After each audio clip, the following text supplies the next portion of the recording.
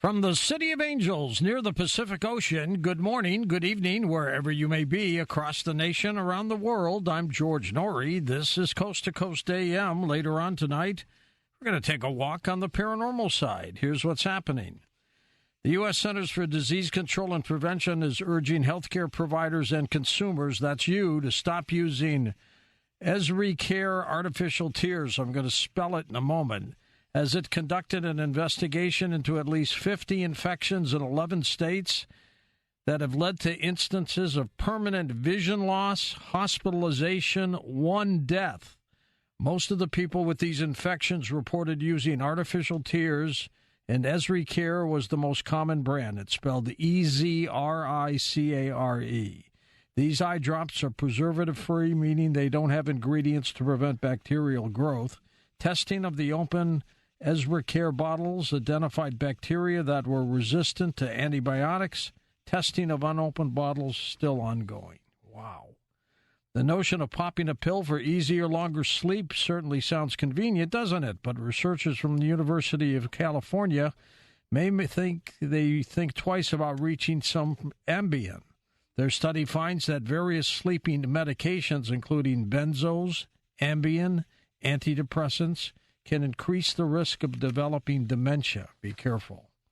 The Federal Reserve, as we predicted, raised its benchmark interest rates by 0.25 percentage point and gave little indication it is nearing the end of this hiking cycle. The move marked the eighth increase in process that began in March of 2022. By itself, the funds rate sets what banks charge each other for overnight borrowing, but it also spills through to many consumer debt products. Investment advisor Mish Sedlock with us. Mish, we're not out of the water yet, are we? No, we're not. But actually, here's a few sentences, or what the Fed said. All expected that more rate hikes sufficiently restrictive to return inflation to 2%. The committee will take lags into account. You know, that's their policy operates with a little bit of a lag. They're going to continue their quantitative tightening program. That's a reduction in the Fed's balance sheet. So they're going to sell off mortgages, and that process tends to increase the rate people pay for a mortgage on their house, and they will monitor risks. Okay. All of that was pretty much as expected. The stock market seemed to like that news today. It was stock market was down pretty big this morning, and then by the afternoon, after the Fed was done talking, the market went into green. Now, what's interesting about this, George, is in the Q&A also, the Fed, Jerome Powell, repeated that he thinks more than one hike is going to happen for the rest of this year. Yeah. I'm looking at CME data, which is how bettors are positioned, which is the market expectation of what the Fed is going to do. The market expectation is the Fed's going to hike once more next month in March, 48 days from now. But by the December, they're going to be cutting. And, you know, the Fed Powell reiterated, he didn't see that, a bunch of questions. And one of the reasons why he didn't see that was that although we're seeing disinflation in the prices of goods, the prices of services, core services, are still rising. Someone asked him about rent. He expected the price of rent to go, up for a few months still. I'm writing a report on that right now. That's 31% of the CPI, George. So if rents go back up, and it looks like gasoline prices at least have stopped going down, so there's going to be a little bit of upward pressure there. I think Powell's take is probably more right than the markets, which means we're going to have some disappointments in the markets, in the stock markets, if Powell's view is correct. What kind of a year we're going to have? What do you think? I think the stock market's going to finish down for the year, George. I think stocks are hugely overpriced still. We've had a really big rally the last couple months. There's two views here. If we can look that the Fed is right that they're going to keep rates longer and higher, that can't be good for earnings. If the Fed does reverse, if let's say the Fed has to start cutting, it's going to be that because the data is really bad, worse than what the Fed foresees. That doesn't sound too good for the markets either. So I think we're going to have a bumpy ride here for the rest of the year in the stock market, George. Well, hold on, don't fall out of the roller coaster. Listen to this story, folks. An Iranian couple, both social media influencers, have been given lengthy prison sentences after a video emerged of them dancing in a main square in the capital of Tehran. In a video shared widely on social media, a 21-year-old woman and 22-year-old man, her fiancé, the couple posted the videos of themselves. Each was charged with spreading corruption and vice. Let's check in with Howard Bloom on this story. Howard, unbelievable. Here's the story. On October 26th, two Iranians, as you just said, Astia Shagigi and her fiancé, Amir Mohammad Ahmadi, posted a video of themselves dancing in Azadi Square, one of the main squares in Iran's capital, Tehran. In the video, Hagigi is dancing bareheaded without the hijab, without the headscarf required by Iranian law. Though Hagigi and Ahmadi are only 21 and 22 years old, they are no ordinary pair. They are social media stars. Each of them has close to 1 million followers on Instagram, and together they have more than 500,000 followers on YouTube. On October 30th, they were arrested. Now they've been sentenced to 10.5 years in prison each. Critics point out that an Iranian man convicted last month of beheading his 17-year-old wife got a sentence of only 8 years. Jeez. So, yeah, why the heavy sentences for Hagigi and Ahmadi? It all began on September 13th when the Iranian morality police arrested 22-year-old Mahsa Amini for not wearing her hijab, her headscarf, in precisely the way Iranian law demands. 3 days later, Amini died in police custody. From that day until a few weeks ago, 5 months, the Iranian streets erupted in protest. To end the protest, the Iranian regime arrested over 18,000 protesters, killed more than 500 demonstrators in the streets, sentenced 16 protesters to death, and has hung 4. That brought the protest to an end, and now the protest is limited to isolated acts. Thousands of Iranian women, for example, are walking publicly without headscarves. Iranians are shouting slogans from rooftops and balconies, and there are small-scale demonstrations like Hagigi and Ahmadi's video of dancing in the street. But putting a video on social media is more important in Iran than you might think. Internet-related businesses account for 11 million jobs in Iran and generate more than half of Iran's economic output. So why is the hijab, the veiling of a woman's hair, such a big deal? Nearly half a century ago, in 1978, protests broke out in the streets of Iran's capital, Tehran, over the heavy-handed secret police activities of Iran's hereditary ruler, the Shah of Iran. To have an impact, street movements need leaders. And there happened to be a potential Iranian leader in exile in Paris. He was the Ayatollah Ruhollah Khomeini. The word Ayatollah means super scholar. Specifically, an Ayatollah is a super scholar of Islam's holy books, the Quran, the Hadith, and the Sunnah. The Ayatollah had been smuggling religious tapes into Iran for years. He had a big following. When the Shah left Iran in 1979, the secular revolutionaries thought that they had won their freedom, but they were wrong. The Ayatollah flew in from France, grabbed control of the revolution, and created a totally Islamized society, a theocracy, run by scholars of Islam's holy books, scholars like the Ayatollah. One symbol of the new Islamic revolution's fidelity to Islam was the requirement that women wear the veil, the head covering, the hijab. When the protests against the death of Mahsa Amini began in September, the first thing women did was discard their scarves, show their hair, and in some cases cut their hair in public. To the religious scholars running Iran, this was equivalent to discarding the Islamic Revolution and the religious government itself, and for good reason. A 2022 poll showed that a mere 22% of Iranians want the Islamic Republic. 34%, a vastly higher number, want a secular society. Well, we'll see what happens, but unbelievable. You can't even dance in the streets anymore out there. Legendary rocker Ozzy Osbourne has announced his retirement from touring the Black Sabbath frontman. He's 74 years old, pulled the plug on all of his upcoming shows in the United Kingdom and Europe this year as he continues to recover from spinal injury endured in a nasty accident 4 years ago. Up next, Jeff Harman, the astrologer, joins us to talk about the year ahead on Coast to Coast AM. And welcome back to Coast. George Norrie with you. Jeff Harman back with us, second-generation astrologer, paranormal researcher, spiritual consultant with 47-plus years of experience. He's the only astrologer on the planet who stores his clients' records in filing cabinets given to him by the one and only George Carlin.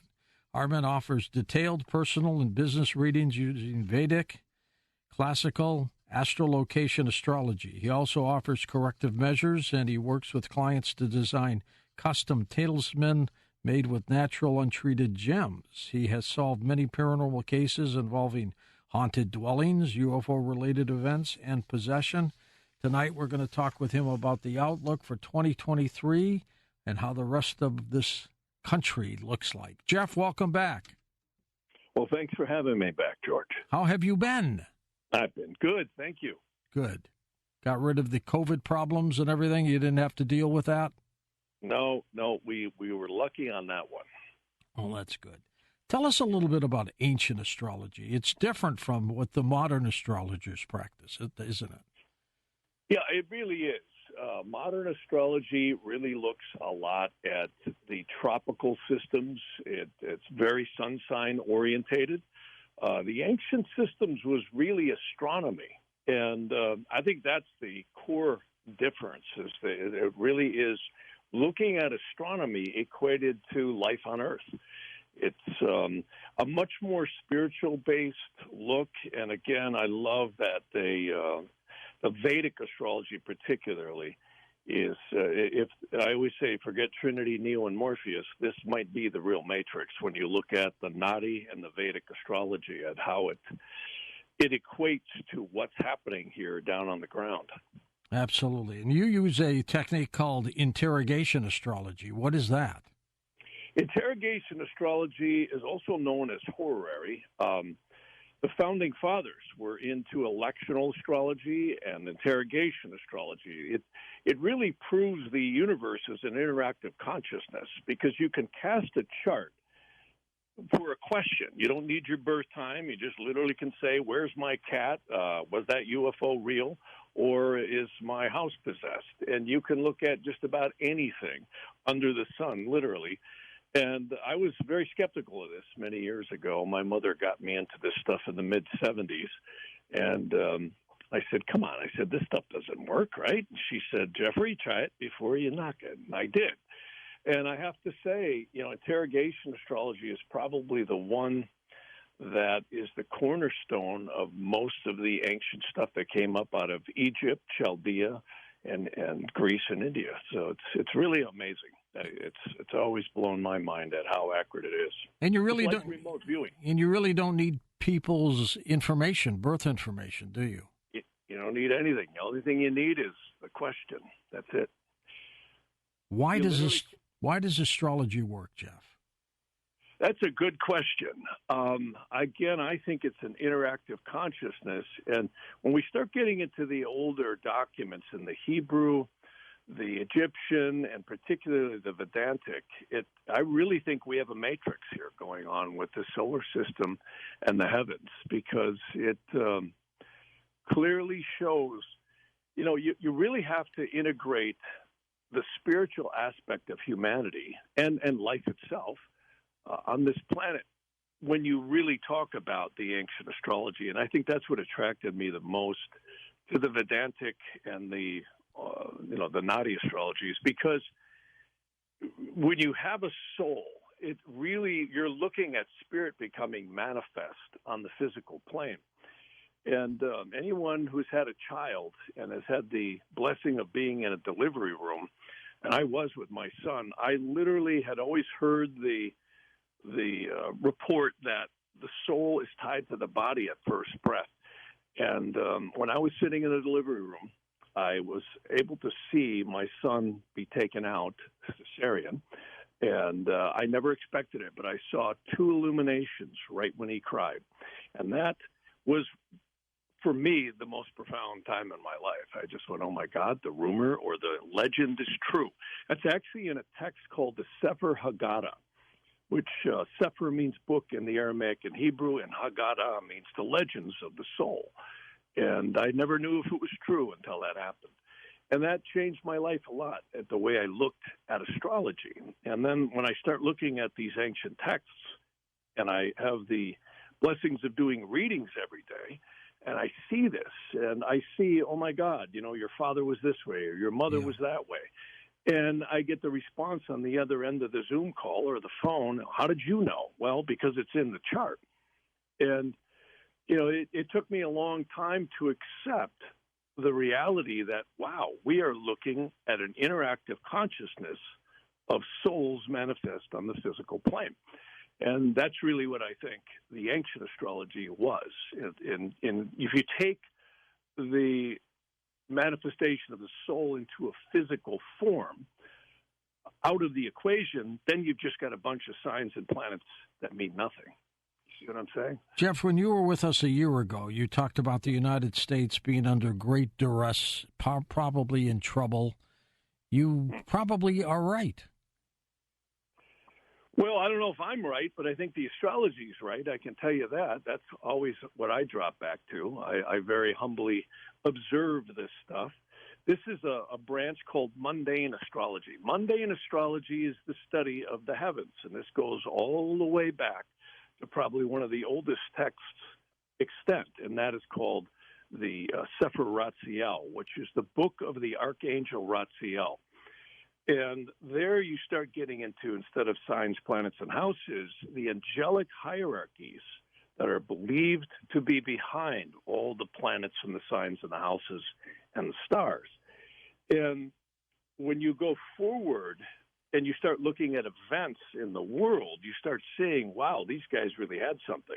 See, the United States was formed right during the Industrial Revolution. When George Washington was fighting the war with the French and the Indians, we had a Jupiter-Saturn conjunction in the fire trine.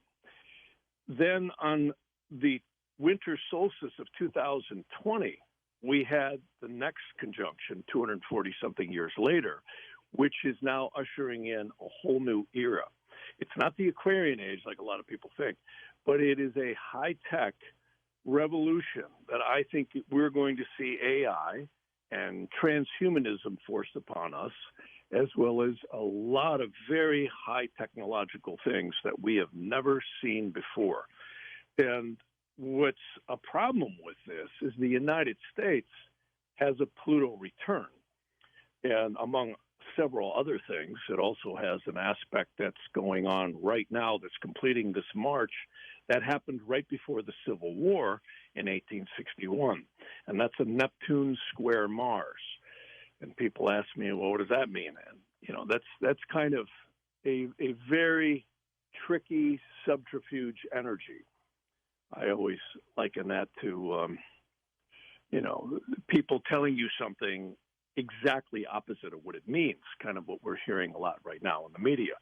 And the Pluto return, just for people who don't know what Pluto returns are, Pluto takes somewhere between 240 and 250 years to go around the solar system. Right. And a lot of people say, yeah, but Pluto really isn't a planet. They demoted it, right? And I always say, well, three things come in small packages: C4, dynamite, and Napoleon, and they all seem to have a lot of power. And I can tell you, Pluto sure shows up in astrology. 9/11 happened precisely on the Saturn-Pluto opposition. The banks crashed in 2008 exactly on the Saturn-Pluto square, and COVID broke out exactly on the Saturn-Pluto conjunction. So we've got the Pluto return on the United States. The Roman Empire divided on the first Pluto return. It completely dissolved on the second one. So the United States is either not going to be here as we know it in 2 years. 2 years? Wow. Yeah. Or it's going to be the phoenix rising out of the ashes. Jeff, hold on. We're going to take a quick break. We'll come back and talk more about these astrological events And we'll take calls with you next hour here on Coast to Coast AM. Jeff's website linked up at coasttocoastam.com. And welcome back to Coast.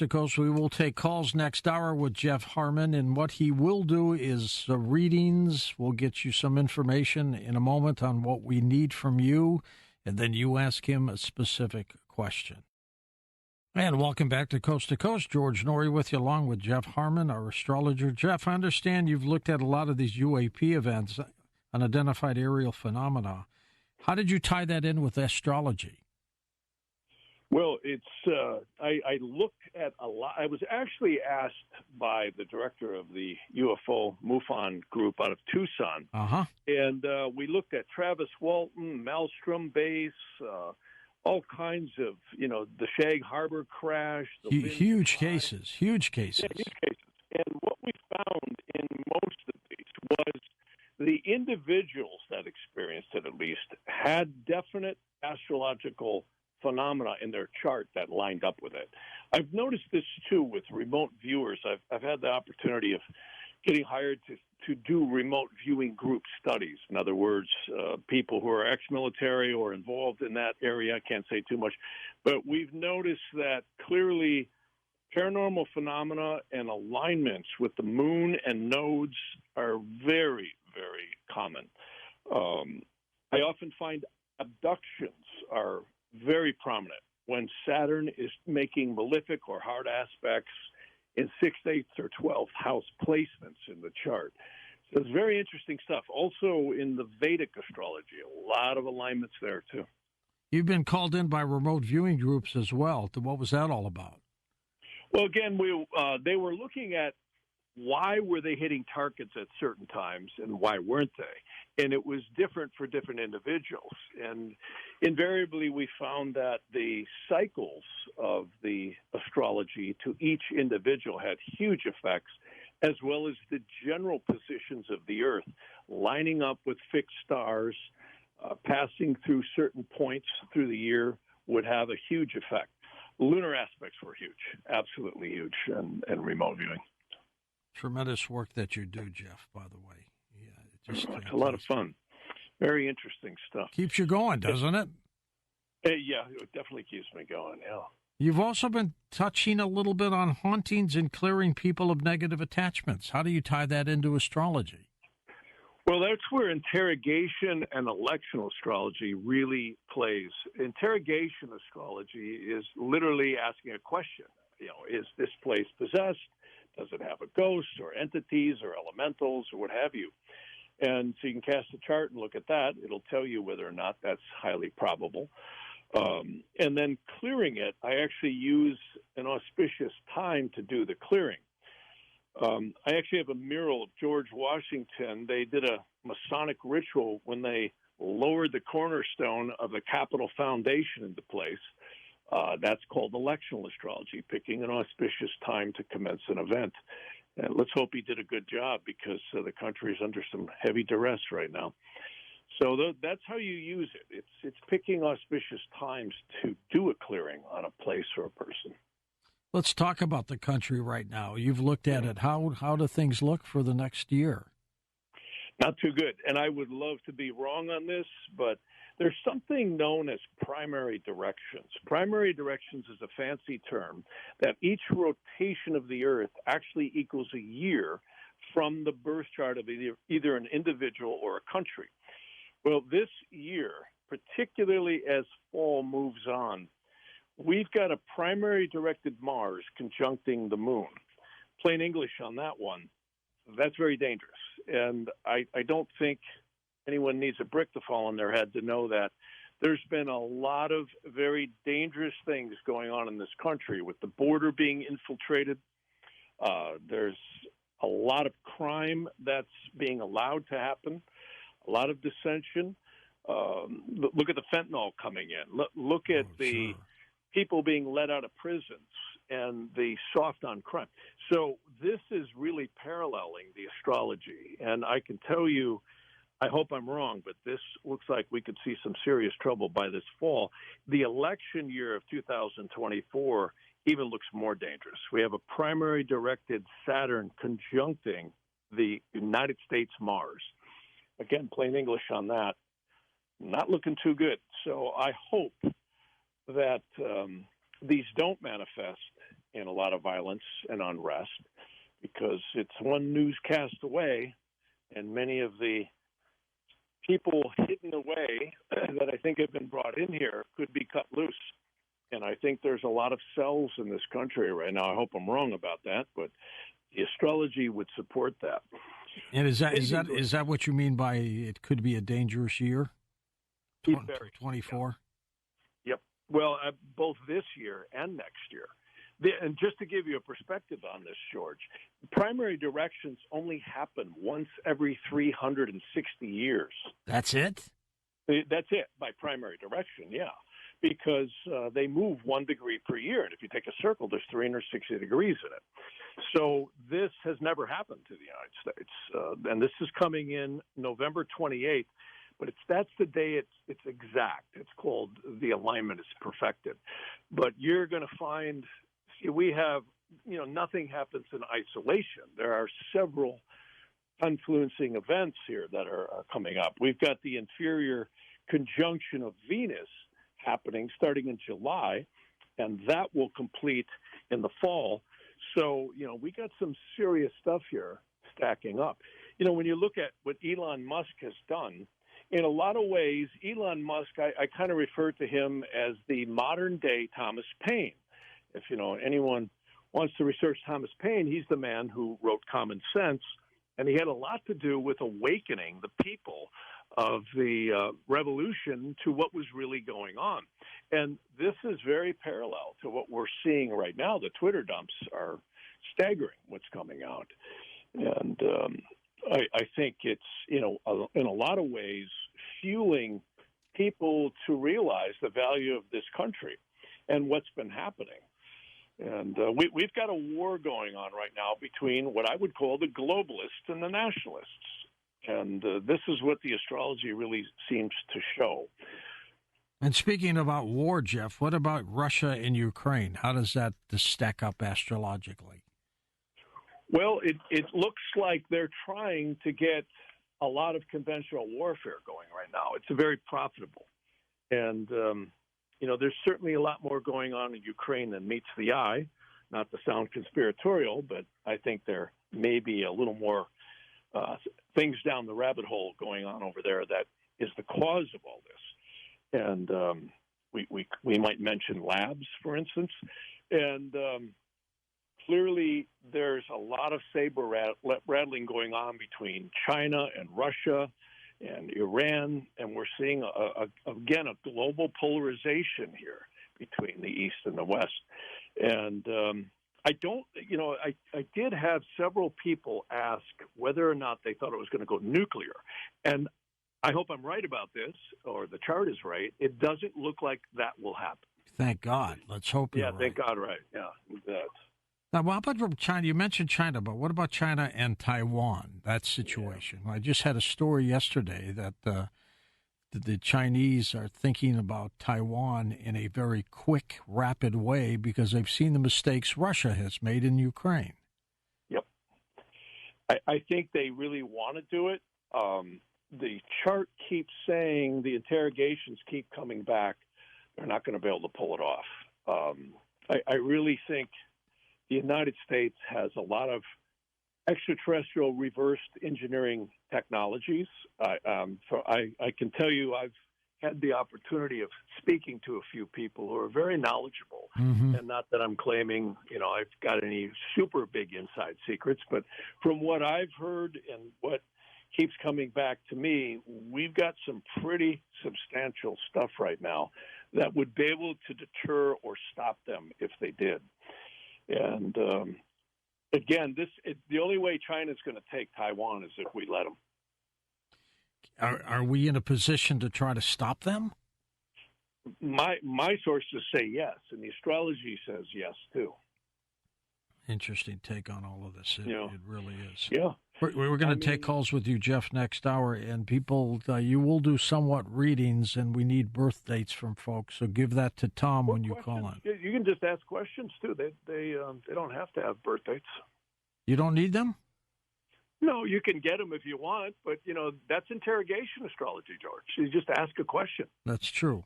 That's interesting. Yeah. How did you get so tuned up for this?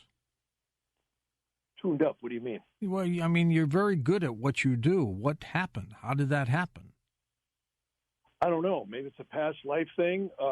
I've really had a blessing to be involved in many people who were deeply into secrets and religions and astrology, and I've just had a real blessing to get exposed to a lot of different people.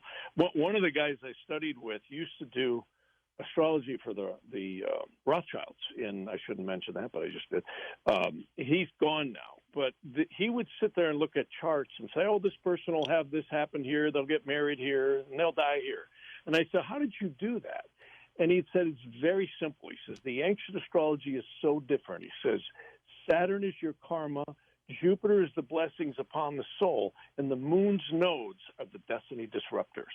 And they will take you out of this body, or they will put you into your movie, so to speak. Like Shakespeare said, the whole world's a stage, and we're the actors. And I was really blown away with that because I had never seen astrology like that. And that really put me on a path. And also some of the people in the 80s really turned me on to things that I had run into. Maybe it's a blessing. I don't know. But I certainly am very humble about it because astrology is exceedingly complex. I don't think anyone will ever fully figure it out. I really believe this place is a place where spirit manifests, and we're all souls having a physical experience. And that's what the charts show. Is it still too early in the game to pinpoint some presidential candidates for 24? Well, I know they'd like to run Michelle Obama, but I keep getting she's not going to get any traction. I think it's going to be crazy. I think they're going to try and this is one election I wouldn't be surprised if it did get disrupted. I don't think Biden is going to finish his presidency. The reason why, when you look at the inauguration chart of the Biden-Harris administration, it was really hideous. In fact, Ronald Reagan used to meet an astrologer named Carol Ryder over at Nate Nell's when he was governor. And he was actually re-signed in at, I think, 12:02 midnight in order to get the chart right because he knew the value of the elections on which you're signed in, when you're signed in. And this chart, the inauguration chart for Biden, I think he's going down. I really do. I don't think he's going to finish his presidency. Where does that put Kamala Harris? It might put her in the presidency. Really? Unless something else happens. At this juncture, it's looking pretty dim for him. I mean, Biden, we don't need much to tell us he's not too competent. And I don't think I've ever seen a president this awry in his presidency. Have you ever seen anything like this, George? It's like a picture show. It's virtual insanity. Everything's nuts. Everything's nuts these days. Crazy. And if you look at the inauguration chart for Biden, it shows he doesn't go past his third year. Does astrology, Jeff, tell you what will happen or that just something could happen and we just don't know what it is?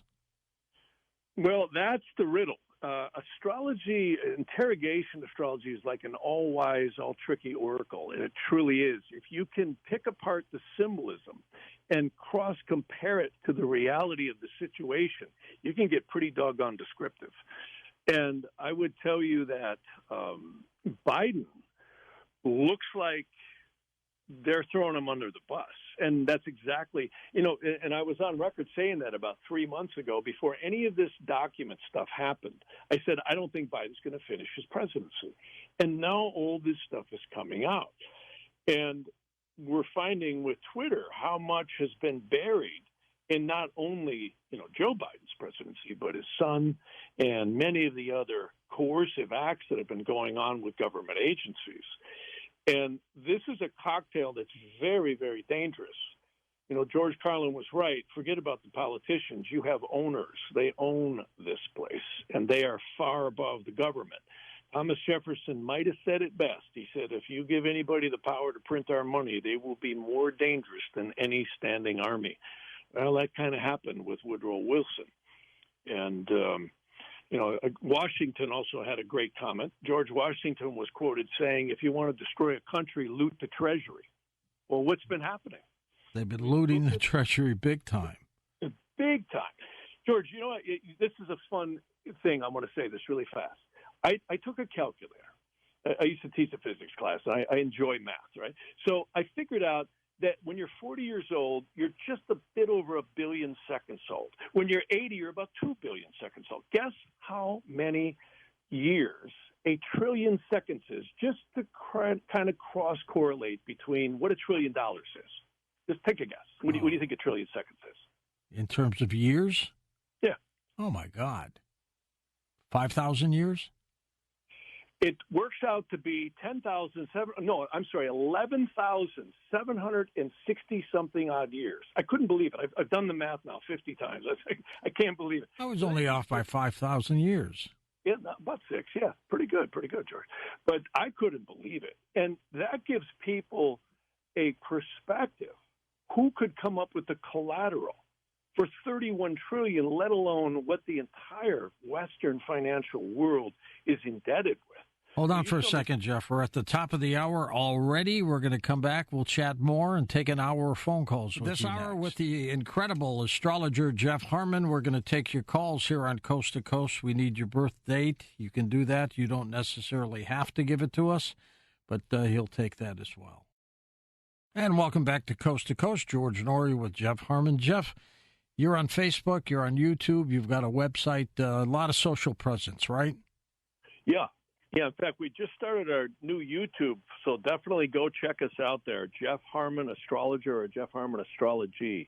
Got a lot of good stuff on there on some of the topics we're hitting tonight, too. It never ends. This planet seems to be so topsy-turvy, doesn't it? Yep, it never ends. It's always the war between good and evil, and it really, truly is. Does good always win? I believe so. I really do. God is above everything, no matter what your faith is. And that's one of the things that you asked at the beginning of the show.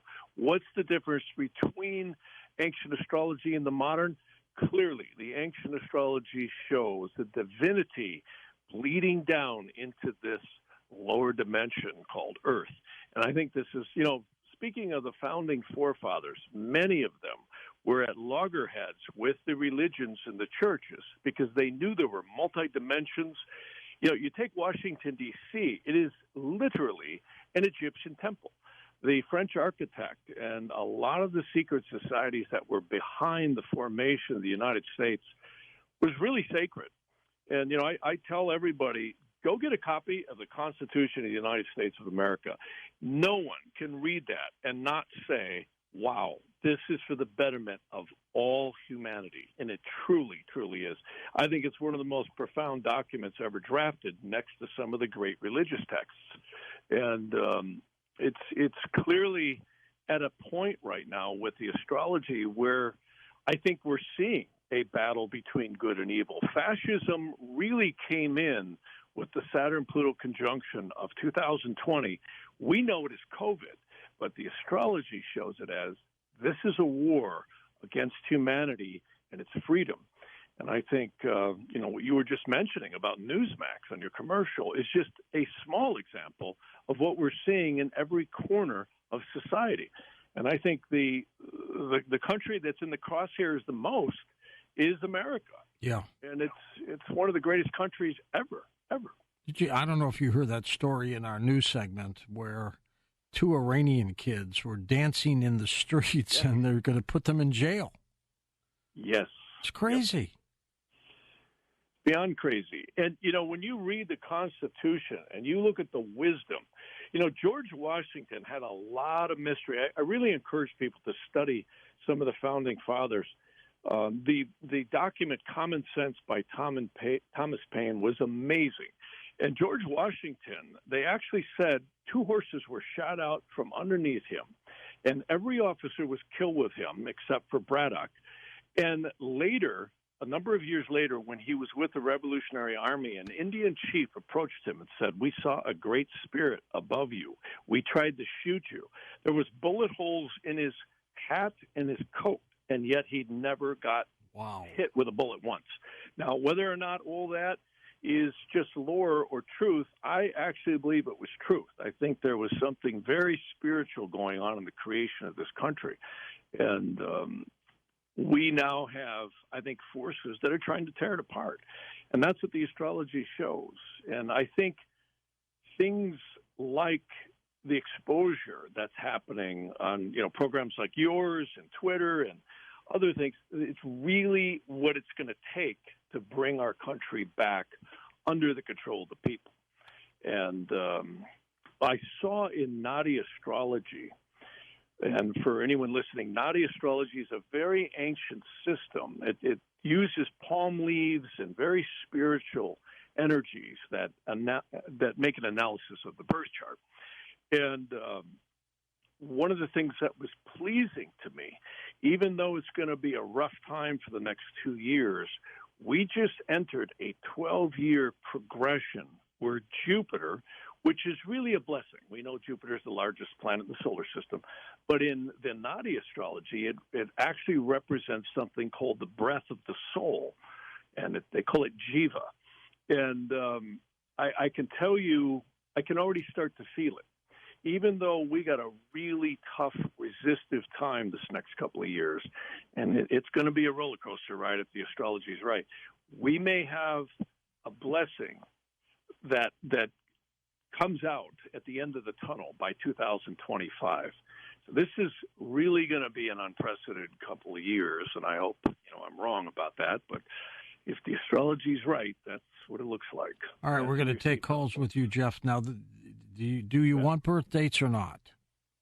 Whatever works. If they want to give them, that's fine, or we can just use interrogation astrology. What's easier for you? Whatever is easier for them. Because I've got birth dates, so I can give them to you if you want. Sure, throw it at me. All right, let's start by going east of the Rockies. Brian's with us, Indianapolis, Indiana. Birth date, Feb 6, 1962, 2662. Hello, Brian. Hey, George, how are you guys? Wonderful. Wonderful. Awesome. Jeff, how are you tonight? I'm doing good, thank you. Yeah, all right. Hey, listen, me and my wife are huge stargazers. And, we're in tune with the universe. We put out good vibes every day. And my birthday's coming up. I'll be 61 in about 5 days. Happy birthday, Brian. Yeah. I got my health. I've got a good life. I've got a good job. I've got a good wife. I'm just kind of curious of what this next year is going to bring. You say our country's in trouble, man, and we all of us common people know it's in trouble. Oh, yeah, you bet. Well, I would say you're talking for you or the country? Oh, for me. For you. Okay. Well, it looks to me like I'm just looking at your chart, and I'm being very general here. Definitely watch the money is what it shows. It shows you're going to keep making money. You're working right now, aren't you? Yes, sir. Working right now, as a matter of fact, yeah. Literally. That's what it shows. It shows you're doing all right.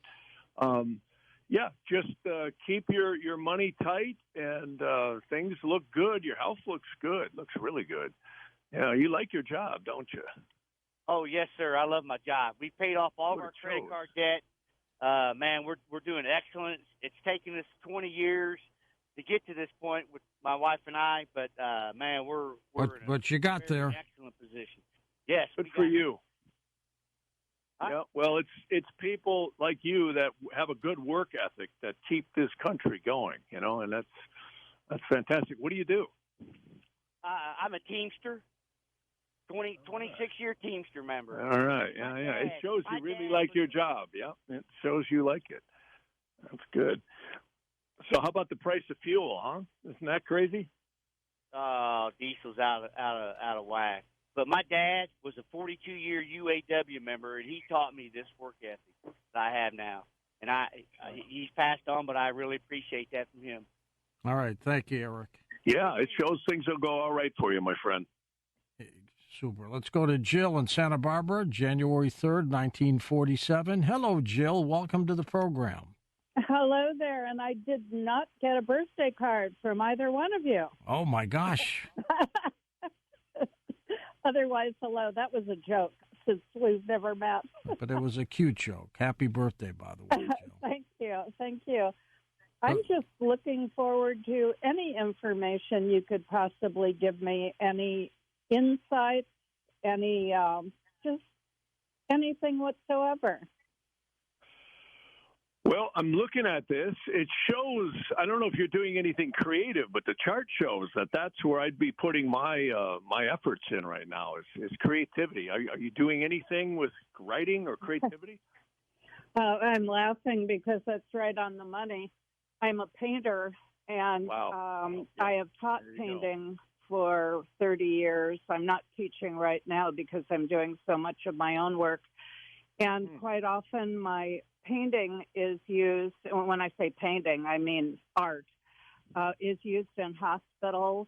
I have over 100 pieces at UCLA, and they use it therapeutically.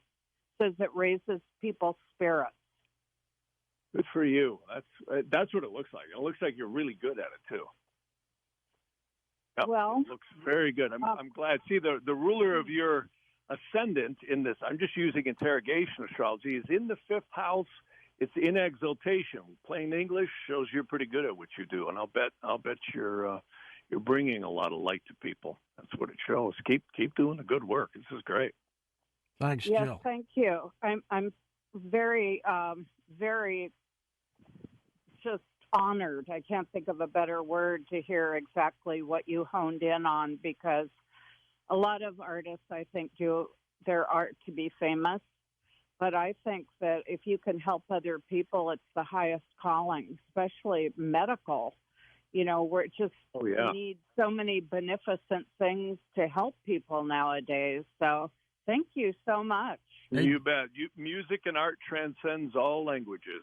It's actually the best thing that we need for uplifting the spirit. Good for you, and keep up the good work. And Jill, I can ask you a quick art question. I bought my daughter a Marc Chagall at an auction. Is that going to be worth anything one day? It already is. Really? Already is, yes. And don't just take anybody's answer for it. Take it to 2 or maybe even 3 appraisers, because you can get somebody, for instance, that can give you a very low value, and what they want to do is buy it from you. Exactly, at that price. So they can sell it, or some people may not know. So to get the correct evaluation of it, that unless it's like second or third generation piece of their art, if it's actually an original, it should be quite a large sum, and congratulations. Yeah, I got a pretty good deal on that. Thanks, Jill. Next up, we're going to Sylvia in Memphis, Tennessee, April 4, 1961. Sylvia, welcome to the show. How are things in Memphis today? Oh, things are icy and cold. Icy and cold, and probably you had the memorial for Tyree Nichols today too, didn't you? Yes. God rest his soul, and prayers going out to his family. Yes. Absolutely. Okay, go ahead with your question, Sylvia. My question is, I'm going into 62, been unemployed since 2 years now, so I'm looking for the career that will bring me financial security, stability, and I will enjoy doing what I do. I'm looking, and still looking. So I hope I'm looking in the right direction, and maybe even to use my spiritual gift, since I have I think it's called a grand trine in the water houses. So I'm going to yield the floor to you. And thank you for being on the show and answering our questions and my questions. Oh, you bet. Thank you, ma'am. No, it shows you're worried about things right now. But what I like, I don't know if you're playing around in any way with real estate or something like that you could pursue. Is that an interest to you? Because something in that genre kind of looks good. No, that's not an interest. Anything else? You can see other. Well, it shows something connected. What about with people in houses where you could consult with them? It shows something connected with either real estate or people in their homes. Where I don't. What exactly have you been doing? Customer service. Customer service. Customer service, clerical. That's been my background. That's my background. Customer service, clerical. Well, I would tell you, even though the real estate markets are crazy, you might want to look into the possibility of getting a real estate license down the line or something connected with the home or home consulting. That's what it shows. Or a business connected with that. Because it shows you're worried a lot right now, but things are going to work out eventually here. It shows by the time you start getting into late spring, early summer, that's when it starts working out really well. Okay, heed his advice, Sylvia, and good luck to you. Next up, we have Doc in Petaluma, California. Just has a question for you. Welcome to the show. Hey, Doc. You actually got two questions. Thanks, George. Sure. I want to know, it seems like the politicians are putting money through Ukraine in order to pad their pockets, like it's coming back to them in a stream. What do you think? Does that sound feasible to you? Oh, they would never do that. I think we're seeing some very, very dangerous stuff here going on with money. I'm very concerned that they're going to try and get us into digital currency. I don't think it's going to work, but that's what it's leaning towards. We are really seeing, I think, a clash here between, again, the globalists who want literally no borders, a global world with a one world currency versus the independent countries. And, Ukraine has got some very mysterious stuff going on over there. There's no question about that. I really think this is why we're going to see the potential backlash over the next couple of years, and that is the war going on far above the political theater in Washington, D.C. It used to be called the District of Columbia. Now we call it the District of Criminals. But hopefully that will get weeded out. But, I think they're lining their pockets in a lot of ways. And this is clearly, if you're an arms manufacturer, you're going to be very happy about what's happening over there. What's your second question, Doc?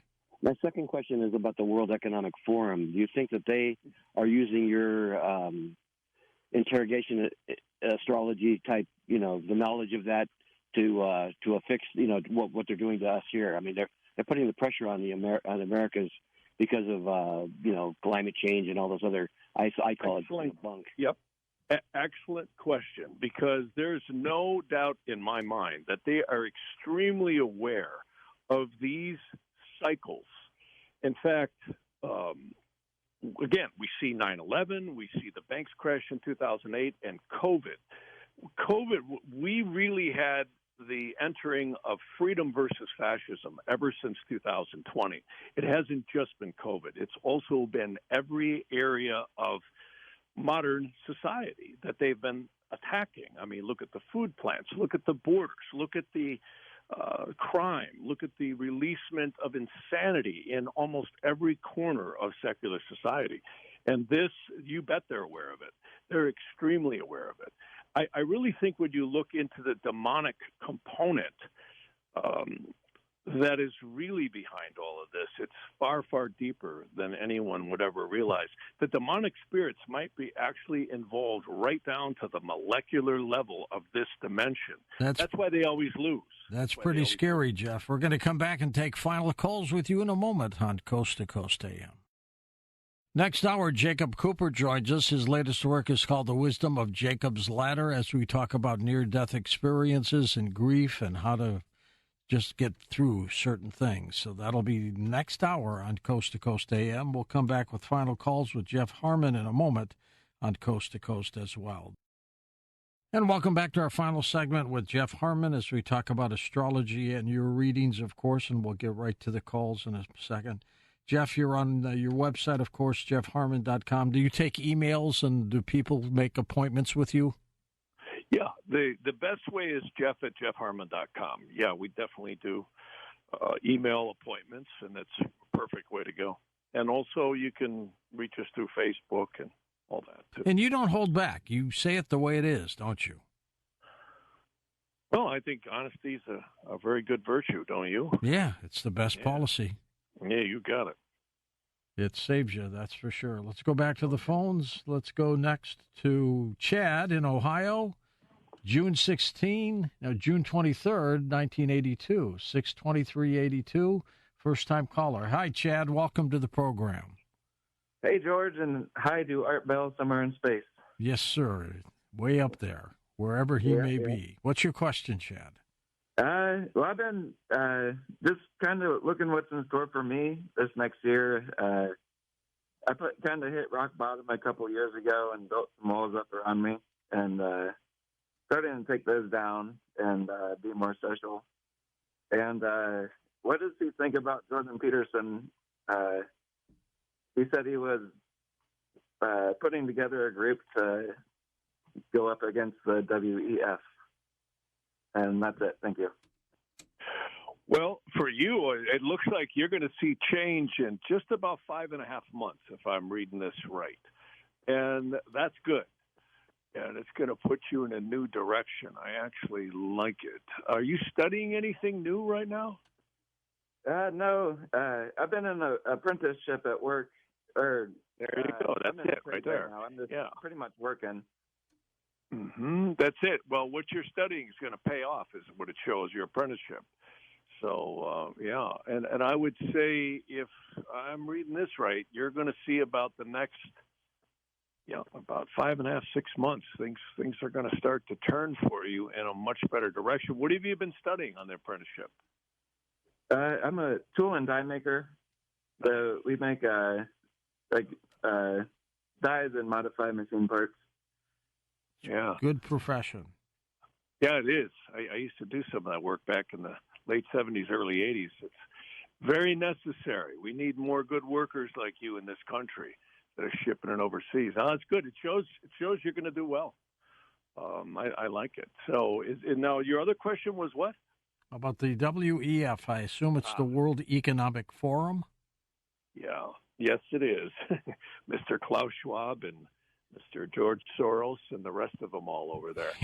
Yeah. I can tell you, Klaus Schwab, his mother was a Rothschild. Yeah, you're clearly seeing some people here that I don't know if they have the best interest of humanity in their sights. They really want to push transhumanism and many other things, and I think that this is what the astrology shows, is that we're at a crossroads. I think we're in a new era, and technology and artificial intelligence should serve humanity, not be used to control it. And I think we're going to come out, always in a battle with good and evil on that issue. But the world has changed. It really has. Ever since 220 forward, we are in a new era. And we're going to see things get so high-tech in the future, it's going to be mind-boggling. And I think the more we have good people keeping, things like the Constitution in play and keeping this world on track to serve humanity rather than control it, is where we're going to end up on top. And I think we'll get there. I really do. I just think it's a time where we're seeing a lot of fascism try to be forced upon us. And when we stand up for our rights and don't allow that, that's when it's going to stop. Absolutely. Next up is Wanda in Colorado. Let's try some interrogation astrology. I won't give you her birth date. West of the Rockies. Hello, Wanda. Welcome to the show. Hi. How are you, George? Great. And what is your question for Jeffrey? I just wanted a general reading. That's about it. Okay. Well, I've actually been using interrogation. So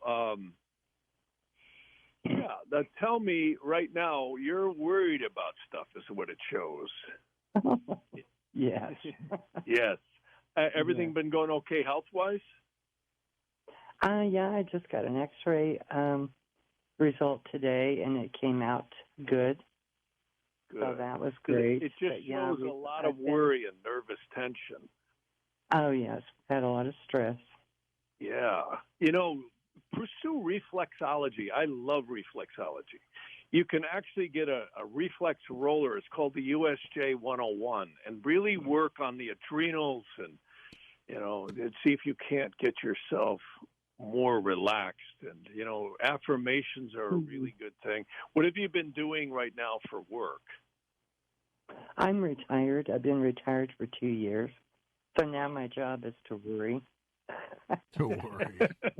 Well, full-time worry ward. And I've gotten, I'm like Mom, so we've got a lot of stress going on with. It shows you're going to get into something soon that's actually going to put your skills to work. Look at a way that you can start studying some things that can put yourself to work. That's even if you don't want to. I mean, retired is one thing, but you don't want to put yourself on a shelf because it shows you've got a lot of talent that you could apply. And interestingly enough, I don't know if you've done anything in spiritual or consulting work. Is that something you've ever pursued? Well, I'm very spiritual and very connected to spirit, and actually I really sleep well, and even though I've been so stressed out, I've been doing really well with my sleeping, and it's just been a really busy 2 years. Yeah. Look at doing something where you could get involved, where you put your skills to work, because that's what it shows. It shows that, let me just do the math here. Yeah, over the next couple of years, you're going to get into something that's really going to be productive. And it's something connected with helping people in a spiritual way.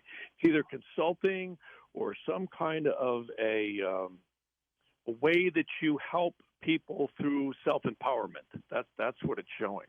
What have you done in the past? Mm-hmm. Well, that sounds great. Well, thank you very much. Okay, You're Wanda. very welcome. Appreciate it. Next up, Maria is in Sterling, Illinois, 81373. Hello, Maria. Welcome back. Hi. Thank you so very much for taking my call. Sure thing. I had a couple of questions, but I'll try to make this quick. There's just like kind of a little bit of a backstory. So the last 3 to 4 years of my life have been utter horrible, terrible.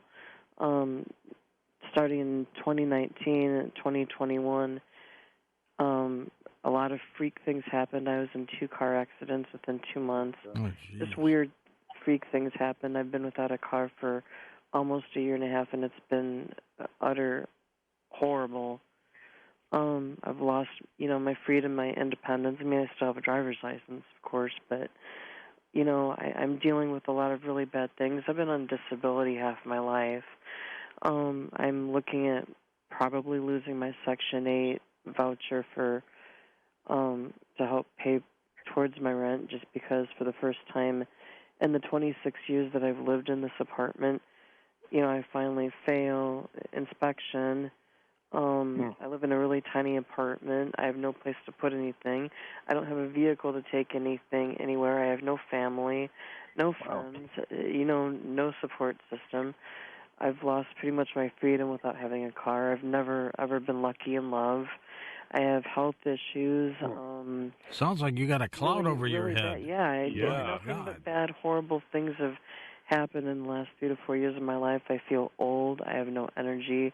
I'm tired. I'm not lucky in anything. If anything bad can happen, it does happen to me.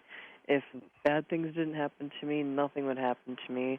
Here's what you've got going on. You've got Saturn transiting the moon. In Vedic astrology, that's called Sati Sate. And even though you're feeling what you're feeling, this is actually a releasement of karmic energy. If you look at the glyph of Saturn, it's the cross over the crescent of the moon. It's previously concretized energies that now become manifest. And what's interesting is this is going to pass. Saturn actually was really tough in January, if this birth date is right. The very first part of last month. Was it really tough over the holidays in January for you? No, it's been pure, utter horrible for the last 3 years of my life. But that's where it peaked, is what it shows. And what I like is if you keep going here, one of the things that's really useful is location astrology. I have found that this whole pandemic and the last couple of years, if you can email in, and I can do a reading where we look at your location astrology. Location astrology is astounding because you can literally get longitudes and latitudes, and you have your own personal ley lines. And they say there's two ways to really change your life. One is location, and the other is the numerology of your name. And gemstones, too, is another one that really change. Location is amazing because oftentimes you can re-alter the energy in the birth chart by moving to different geographic locations. And you actually have come through, if I'm reading this right. See, this only happens once every 28 and a half years. It's the synodic cycle of Saturn over the moon. So, again, I don't know what time you're born. I just cranked it in really fast, and I went, okay, she just had Saturn conjunct the moon. And this is often a cumulation of a dire time, but we're put in these bodies for a reason. And I always say, no matter what crap storms we go through, there's a reason for it. Life is a real blessing, and you can find that when you start, turning the page, and the page is going to start to end. So you're right in the middle of it right now. This is a 7.5-year period. If this is right, you're about just a little over halfway through it, and the backside is when things start getting better. This is when Saturn transits the sign after the moon. It's called the integration period. They can't get much worse for her. No, it doesn't sound like it. And but it can't be too bad, or you wouldn't be on the phone. So it's not over until the fat lady sings, and she hasn't sung yet. So the good news is, there's always a way, and I'm always an optimist when I look at people's charts because. Again, we would not be ensouled in these bodies if there wasn't a specific reason for it. And that's where I think the spirit that we're all imbued with is what we've got to grab a hold of and find a way to find our purpose. And Saturn over the moon is a major karmic releasement. These things, they actually say in Nadi astrology, we are put here to purify and rectify many etheric energies known as karmas. And some of them are wonderful, and some of them are really hard. But, one thing's for sure, and your next guest, George, will talk about this, nobody dies. We're all spiritual beings having a physical experience. And I would just encourage you to be, looking at new ways to break out of the rut. So you're going to have Uranus squaring your sun, and that is the escape from Alcatraz energy, and that's going to start for you right between June all the way into next spring of 2024.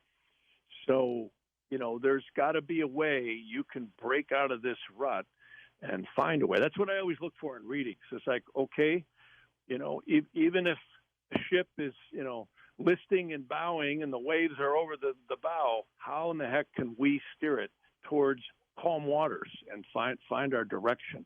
Because that's really what ancient astrology was for. It's a compass to help us understand, where the clearer waters are.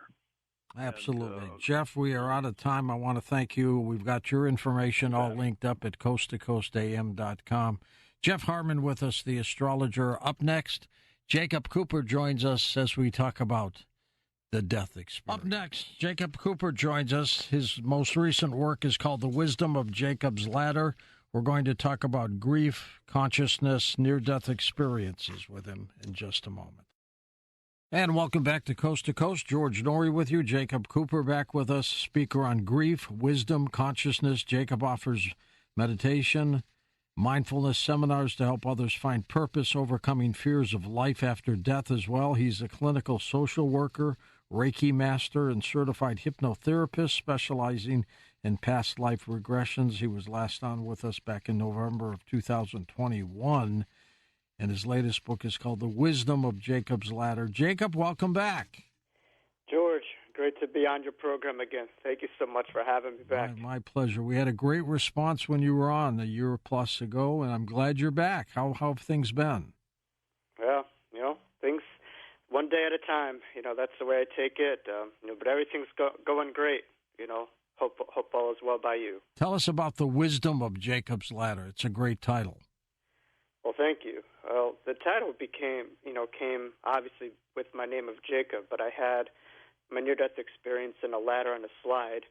And so kind of like I believe your name speaks to your potential. So you think of Jacob, biblical Jacob, when he ran away from his brother Esau in the Bible, and he had a dream of angels going up and down the ladder. And it's just very symbolic of my near-death experience. But really, this book teaches a lot of the lessons that I learned from my near-death experience, but it also grounds it, within my work as a, licensed clinical social worker, mental health practitioner, and so we, in this book, I really roll up my sleeves and go to areas that I found that a lot of people are, looking for, seeking answers in their lives and not afraid to go into those dark areas to find the light. Jacob, how old were you when you had this near-death experience? I was chronologically just 3 years old. Oh, my gosh, just a little guy. September of 1993. And it's remarkable because, I think when you're into this stuff, we always say we're an infinite spiritual being having these human experiences, but sometimes we get stuck in identity of our chronological ages or, who we are. And I think in a way there's a you beyond the you, if that makes sense. And there's an eternal soul experiencing yourself in this, time as a personality. But, it was just quite fascinating. How did you pull out of it? Every day I'm still learning. Each and every day, I think if you ask near-death experience researchers how long does it take to process your experience, they'll tell you 2 to 3 decades. But I think it's a lifetime where you could be able to process it.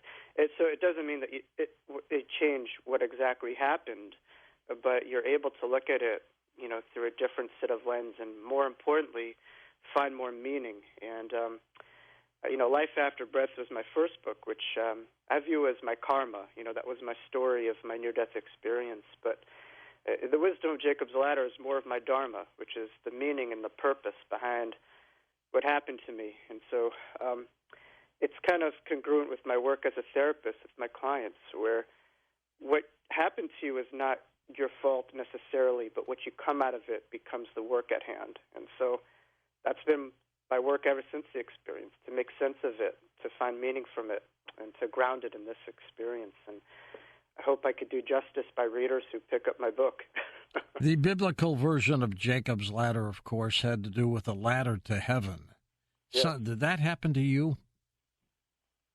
Well, I was on a ladder into a slide, so I didn't exactly see a ladder to a heaven, but I was in a playground and I had a ladder into a slide. But similar to Jacob, it came with a lot of distress. He was fleeing his brother Esau for his life, and he, was, fearing death. And that happened to me, in a sense, when I had my near-death experience, that I was suffocated as a result of pertussis, a whooping cough, and I thought this was it, and there was endless suffering, and then I surrendered and let go of this pain, and I was able to remember that all things come back to home, and, pain is temporary, but the love on the other side and our connection to it is eternal. But I was able to see a lot of angels as well as spirit guides, much like Jacob from the Bible. So that's the similarities, I guess. So there is a lot in a name. I don't think it's frivolous or random. And at 3 years old, Jacob, you actually remember this? Absolutely. People ask me how to remember, and in my mind, I say, how could you forget?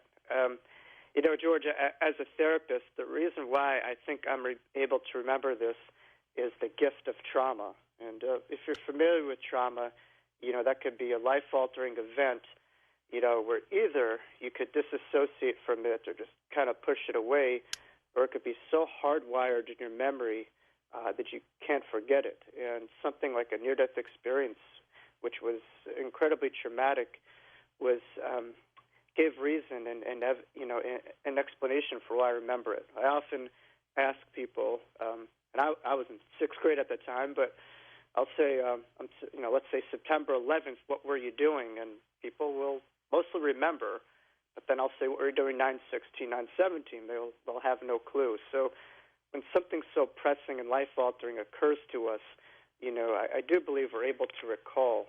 But it's a segue to some of the other conversations that we'll have with, you know, past life memories and how people are, at least for myself, I'm able to remember something from 30 years ago as a young infant, but people remember, my clients are able to remember things from hundreds and thousands of years ago. So there's a subconscious memory in life, and the idea is to make that conscious, to make that aware.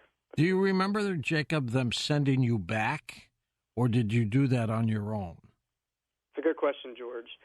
You know, with near-death experiences, there's two routes. Either you're told, okay, you're meant to go back, or you're given, you know, autonomy. You're given a choice.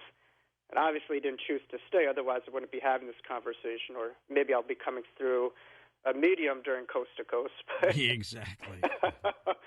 But I chose to stay, and the reason is I you know, I was posed that question, and I, out of curiosity, said, well, you know, if I do stay, what will come of this life? And I was given a life review of not only this lifetime, which is, you know, familiar with life reviews, you're able to see images of your lifetime through your lens, but also the other people's lens. But I was also able to see life reels through a couple previous lifetimes, you know, which I talk about in Life After Breath. But I saw that I would be helping a lot of people and speaking about this. And I said the other side is always there, but that window to bring the hereafter into this here now is even more beautiful than heaven itself. And I couldn't deny that opportunity.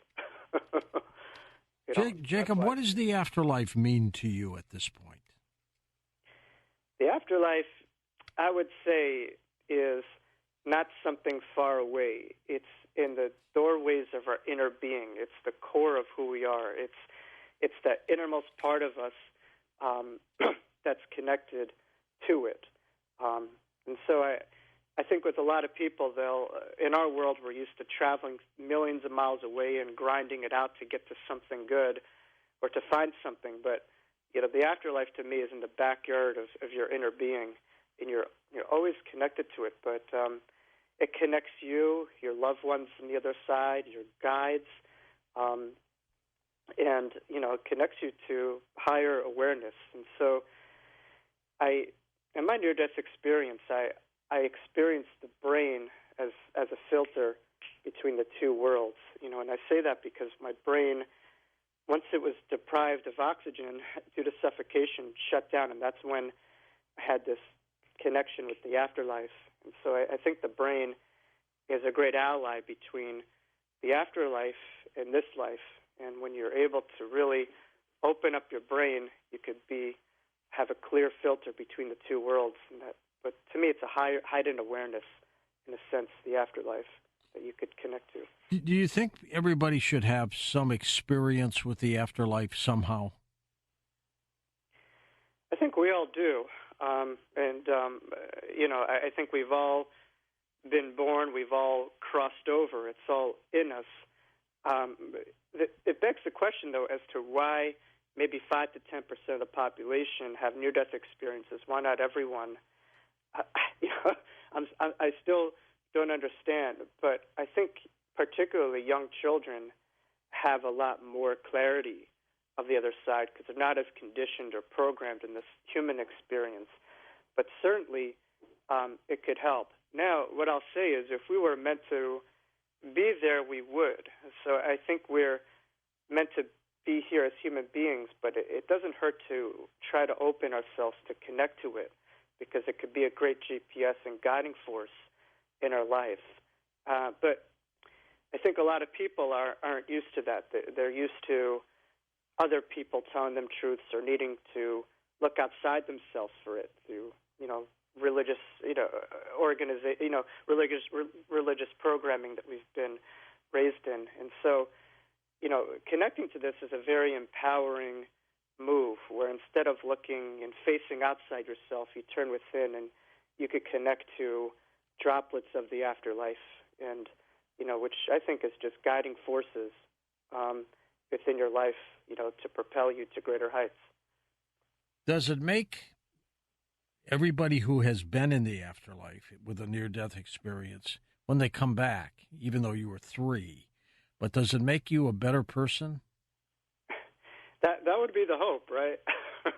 You'd have to ask my family that, because I think Ram Dass would say, if you think you're good, you just have to ask your family, and they'll tell you the full story. But I try to walk the talk. What I'll say is, everything that I do in my life, is driven by that near-death experience. And why I say that is, I was lifeless. I had nothing going on when I was suffocated, and then in moments later, I was given back this breath of eternity, hence the title, Life After Breath. And so my duty and job in this lifetime is really to give back all that I was given. And I think there's 2 different types of people, really, and sometimes we vacillate between the two, but there are givers and takers. And at least for me, the closest realization of God or higher consciousness would be to give and to, bring forward, beauty to others in the world around you. Since you've been doing this, you become a hypnotherapist as well. Do you do past lives? Yeah, it's funny because a lot of people who come to me think that past life regression is a past life reading, which, different psychics or mediums could do. But past life regression is a form of hypnotherapy, and you guide clients, to, different incarnations through hypnosis, and working with the subconscious mind. So it's really the client that is able to access their own lifetimes, previous lifetimes. I'm just a guide, but I was very driven to get into past life regression for several reasons. But one of them was in a way, again, to give back some of what I saw in my near-death experience and to allow people to do these regressions. And when you do past life regression successfully, you could find that same exhalation that we've lived many lives, we've died many deaths, and we, continue on. So that's, something that many people have, and it helps with grief, and their people's ability to see themselves more than just a body. Absolutely. Give us a little synopsis of the Wisdom of Jacob's Ladder, Jacob. Yes, the Wisdom of Jacob's Ladder is a very deep book, filled with tools for people to access this consciousness that I experienced in my near-death experience that they can incorporate in their everyday lives. So it touches on areas of mental health. It touches on areas of past lives. It even touches areas with grief. So I use belief, within the afterlife as a tool for grief, but also address it on a level as a psychotherapist too. So it addresses both the human part, and the spirit part. It doesn't bypass or ignore one or the other. But it's a way of bringing the hereafter for the here now, so that we don't have to wait until we die to get to heaven, but rather we can incorporate some of this stuff within our inner GPS of our everyday lives to live a more enriched life and to have a deeper gear that we live by. How many people have a near-death experience and don't want to come back? It's hard. It's hard to know because I think, like I said, you're either posed 2 questions, but it'd be interesting to say people who've had near-death experiences and decided to come back, and I think obviously you would decided to not come back, and obviously you would need, an evidential medium to maybe pick up on that loved one. But I would say it's probably more so that you're told that it's not your time than you're given autonomy, if you ask me, from what I've researched. But I have no data to back that up. But it's interesting as to why some people are told, you don't need to come back. You're given a choice, and some people, are told they need to come back. I don't know why. I could have some clues, but I don't know factually why. At yours, 3 years old, did they send you back, or did you come back on your own? No, I decided to come back on my own. At 3 years old, that's pretty. Talk about decisions, right? Really? But life altering. Yeah, I never saw myself as my chronological age. Especially in that near-death experience, people said, "Oh my God, you were so young." I believe two things could be true at the same time. Where yes, technically I was 3 years old, but also I experienced this through the depths of my inner being, which was an eternal, timeless soul. And so that's kind of like vacillated between the two. But ultimately, once I really crossed over is when I really connected to myself beyond my personality as 3-year-old, Jake and stuff like that. So it's an interesting phenomenon. It does happen. I know, for instance, Dr. Bernie Siegel, who endorsed my book, had a near-death experience that he had as an infant, and he has clear recollection of it. Actually, there's no synchronicities. I pulled up. There's no such thing as coincidences. I pulled up to a random restaurant in Connecticut, and I was just eating, and I see this man walking in, and I said, "That is Bernie Siegel." And I looked at him, and I said, "Bernie." I never met him before, and he said, "Yeah." And we connected, and he was sitting right behind me. And George, this man lives everything that he talks about. The only thing he was mentioning was Wayne Dyer, Deepak Chopra, and he's like, he eats and lives this stuff even in his later years. He's the real deal. He really is. You're in a restaurant, you think you talk about footballers. No, that's all that's on his mind, really. But it was just this random restaurant, and he was right there, and I just knew who he was. I just said, "That's Bernie." You're on Instagram, Facebook, and you've got a website? I'm on Instagram, Facebook, controversial, but TikTok as well. And I do have a website. It's jacobelcooper.com.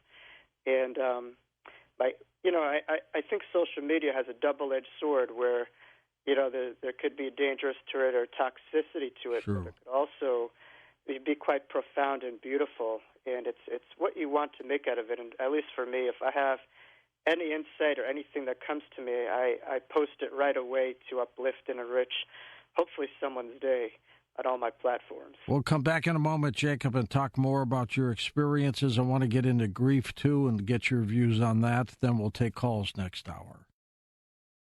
And welcome back to Coast. George Norrie with you, Jacob Cooper with us, and Jacob's website is his name, jacoblcooper.com, linked up at coasttocoastam.com. Jacob, how did you get involved with grief therapy?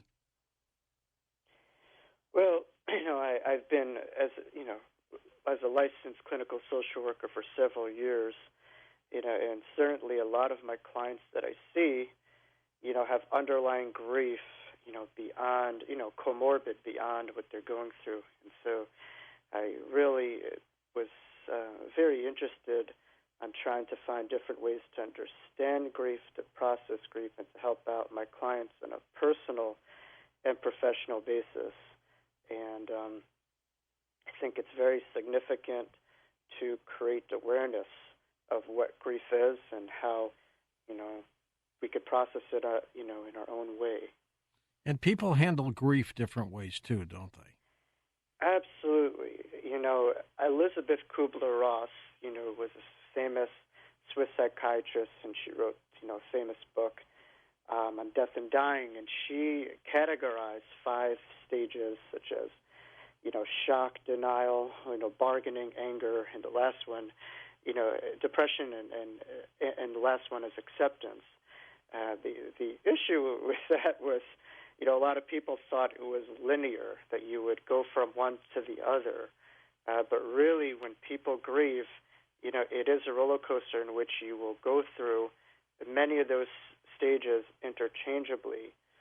So there's a universal kind of framework for it, but each loss is different. And grief, is not just restricted to a loved one. It could be the ending of a job, a marriage, relationship, and no grief is more important than others. It's subjective to each person, and everyone has, their own unique right to have their own grief without judgment. Oh, that's absolutely true. And let's talk about grief itself in general. What causes it? Well, when you think about it, we've had thousands of ancestors before us, so it's innately biologically wired. I think part of the issue, though, comes in the times that we live in, which we are in the social media age with everything is trending, and you're on to the next play. And so that poses issue with grief, where people just want to move on to the next thing, and they want to push away their feelings. And, our society certainly, living here in the United States is, based off of like capitalistic kind of thing, where you just, in order to get far, you have to move ahead and push behind, and it's all about the next play mentality. And in order to be strong, you just have to kind of push those things away, and that's kind of how we're taught and raised very often. So that causes a lot of complications with grief. I'll give an example, and this is out of left field, but it's true. I was reading that herds of buffalo, when they sense a storm, they don't run away from the storm, but they run towards it. We've been wired to run away from things and not towards it. And so with grief, there's a river of grief that will take you where you need to go, but you need to allow the process to unfold. You need to allow yourself to experience grief, not judge it or bypass what you're going through. And, on the end, there's a transformation from agony and pain, into love and meaning that could happen within time if you allow it to unfold. Mindfulness, what does that mean? Mindfulness is something that we're seeing more and more. You go to the supermarket, I guarantee you'll find like some mindfulness magazine. So it's becoming like a household kind of phrase. Certainly, as a therapist, there's something called cognitive behavioral therapy, which now is like almost interchangeably used with mindfulness. But mindfulness really is a practice that's rooted out of, Buddhism, which is, applied within everyday life. So there's meditation, which, really you go into that deep place of relaxation. But mindfulness is kind of like meditation in the waking state, where you're not asleep at the wheel, but you're aware. You're not the thinker, you're not the emotions, but you're the experiencer of life. You're the sacred, eternal observer of all things that you encounter. And so mindfulness is pivotal because it allows not the world to create your mind, and I think that's where a lot of people have a lot of dysfunction, but your mind to create your world. In other words, it gives you a freedom to process what happens in life. And it's a beautiful practice when you really understand it. So there's a conceptualization of it, and then there's a direct practice of it, but it's really being present. I love what Dr. John Kabat-Zinn, who founded, I think, the Mindfulness Institute at the University of Massachusetts, once said that mindfulness is a practice that your life depends upon. Your whole life depends upon it. And you think about it, we could live a life very disconnected, and we could live 100 years, and those 100 years could be 5 to 10 years if we're not truly connected. So it allows us to live a full life, when we are present in it, not, kind of disconnected from the moment. And so Lao Tzu would say, if we're living in the future, we have anxiety. Living in the past, you have depression. It's this moment. It's this now, that's there. And so at least for me, that ties very much into my near-death experience, in which I experience this euphoric sensation of a timelessness where all was well, will be well, was well, where there was no time but this moment. and so when people are really into it, you could live really a lot more inside out versus outside in your life. How important is mindfulness in the scheme of things? I agree with Dr. John Kabat-Zinn that your life depends on it. It could allow your life to be kicked into high gear. And so now you're seeing, not just, therapists using it, but performers and athletes.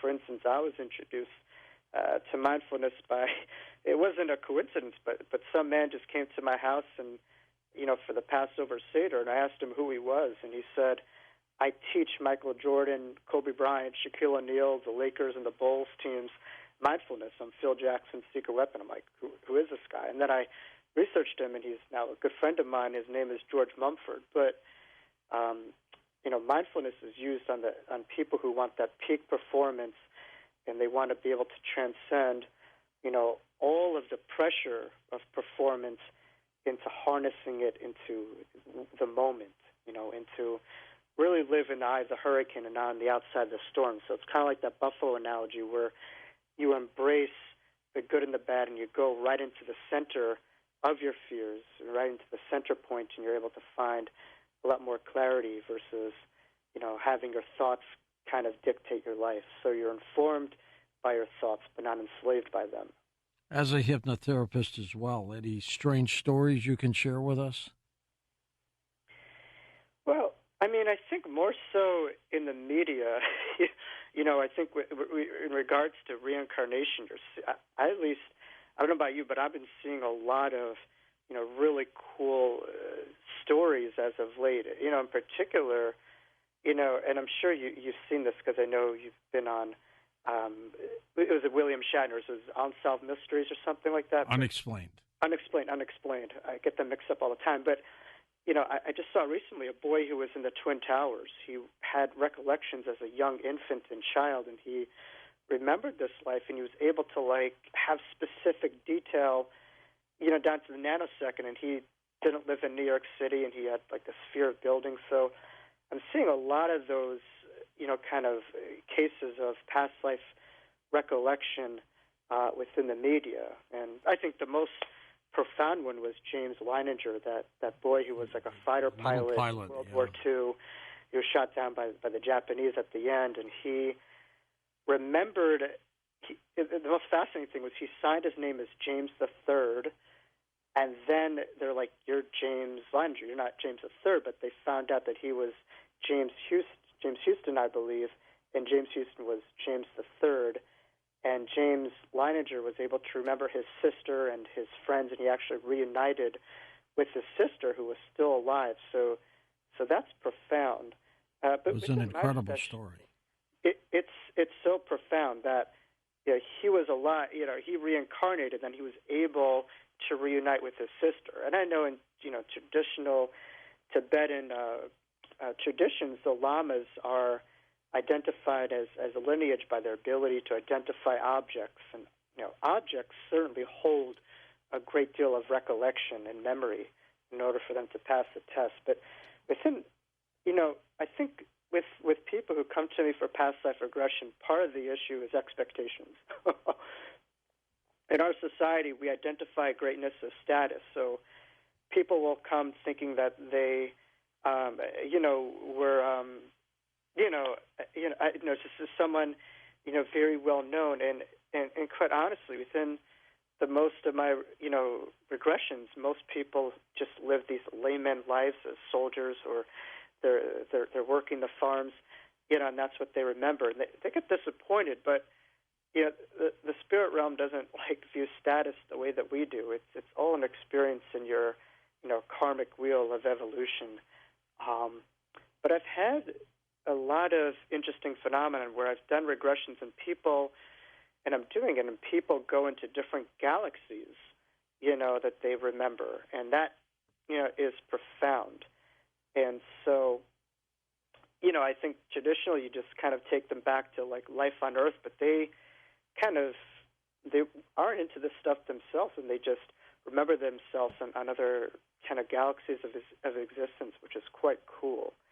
But past life regression could be so telling, to give clues into some of our life's purpose and some of why we're here, as also to give some answers to some of the complications that just don't make sense within this lifetime, to delve deeper beyond the surface of just this lifetime. Jacob, how do you hypnotize your patients?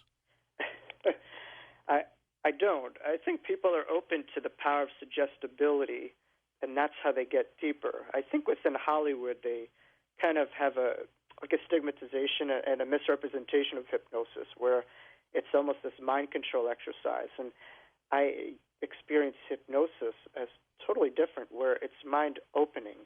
In other words, you're not blocked by your fears or things that are getting in your way, but you're able to break through those barriers. So it's very empowering.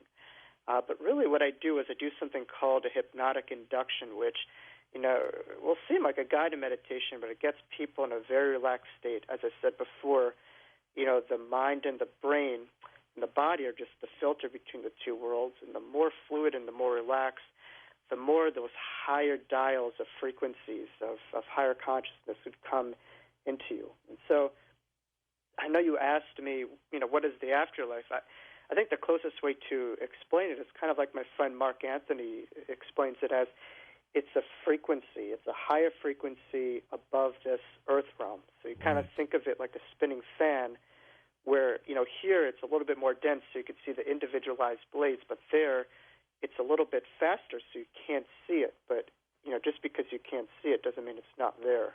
Mark Anthony, the psychic lawyer. Not Jennifer Lopez, Mark Anthony.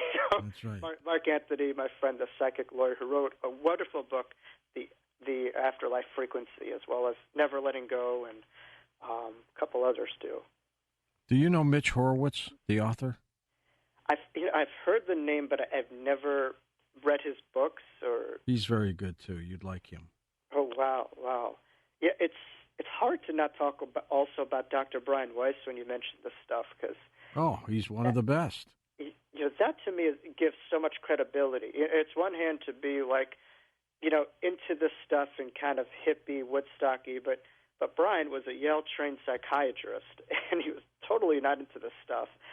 And he was doing, I guess, like, a hypnotic regression on a patient who had a fear of water, and they were regressing that patient, to that time, and it floored Brian because the patient was able to go back into a lifetime hundreds of years ago in which they drowned. That's one thing, but then they were able to have interdimensional communication, with I think a child that was either unborn and Brian's, like loved ones, and that just floored him as a left-brain skeptic, With about a minute left before we take a quick break, tell folks how they can find you on Instagram and Facebook. For those interested in my social media for Facebook and Instagram, you could find me at Jacob Cooper LCSW. That's Jacob Cooper LCSW, in which daily I get into contemplation, I get into meditation, and I give away a thought or inspiration of that idea. And I think wisdom and inspiration is the oxygen of our times. It will allow us to propel each and every day to a greater height. And that is my duty and task each day, to give over that piece of information to people. Where can people pick up your book, The Wisdom of Jacob's Ladder? The Wisdom of Jacob's Ladder could be purchased through Kindle, digitally through Kindle, or through paperback on Amazon. And right now, as we speak, it's the #1 bestseller. Good for you. Near-death experiences through Kindle and paperback, as well as #1 within reincarnation and categories in Amazon. So, Jacob, we're going to take a quick break. We'll open up the phone lines, folks. If you have a question about the afterlife, you want to share a story about the afterlife, check in with Jacob Cooper on Coast to Coast AM. He's quite a remarkable man. One of his other books, Life After Breath, How a Brush with Fatality Gave Me a Glimpse of Immortality. We'll be back with your calls. And we'll take your calls this hour with Jacob Cooper as we talk about near-death experiences, grief, and the afterlife on Coast to Coast AM. And welcome back to Coast. George Norrie back with Jacob Cooper. Jacob, do you think it was that near-death experience, even though it happened when you were 3, that years later led you into the field that you're in now? Yes, absolutely. Because like I said earlier, I was, when I was suffocated, I was out of my own breath. Yeah. And I was able to remember that there's a breath of the body, but then there's a breath of eternity. And in moments when I thought my life was going to end, I remembered that you could bury the body, but you can never bury the soul. And the soul is eternal. And so I was very driven to give back what I was shown and experienced in my near-death experience. Or not necessarily work in a hospital to provide CPR on people, but I guess when people are cornered or they want to find ways to propel their life, they're feeling lifeless, I try to help people to have resilience, to have resolve, and to find a life within their lives. I think that's the emphasis. I think so many people focus on death and stuff like that, but death to me could be experienced here, where we're not really living while we're living. And I want to find ways for people to really find that deeper gear in life, and so all these tools are good frameworks, to really enhance and enrich people's experience and to give back what I was given. So it comes back to those givers and takers, where I could easily just take in this experience and say, cool, but I said, no, this experience happened to me, and I feel in a way indebted, to give back what I was given. In the afterlife, do you believe in the devil? I think the devil is here. I think once you cross over, devil made me do it. That doesn't exist, but I think hell is here. Hell is what we make of it here. The idea is to transform that, so that we don't have as much of a barrier or a gap between over there and over here. And I think the biggest thing that we could do is to remember who you are, so that we can remember who we are. I think part of the issue is we see ourselves as a body. And once you see yourself as a body, start to take identifications with the conditioning of your name, of your personality, of all these things. But these are things that you can't take with you. And when you see yourself as a soul, that's different. The soul really seeks to unite and seeks to have empathy and seeks to uplift. And so I think when people are really truly living as spiritual beings, having this human experience, this is a key to bringing heaven down to earth. It's magical. It's an incredible transformative shift that is possible, but we just have to sometimes be aware of where we're facing, what we're looking at. And I love and I know Wayne Dyer, the late Wayne Dyer, would be a guest on your program, but sure. He would say something that everyone quotes, but when you change the way you look at things, the things you look at change. That is hands down my favorite quote by him. But it's true. I think when people are given more information and they're able to open themselves up, this world could be the same planet, but it could feel like a totally different planet, when you have a different pair of eyes that you're looking from it. Let's go to the phones. Let's start with Susan in Madison, Wisconsin on the wild card line. Hi, Susan. Hi, George. How are you? We're fine. How are you? Doing great. I'm on Coast to Coast. Yes, you are. And you're on with Jacob Cooper. Go ahead. Hi, Jacob. Thanks for taking my question.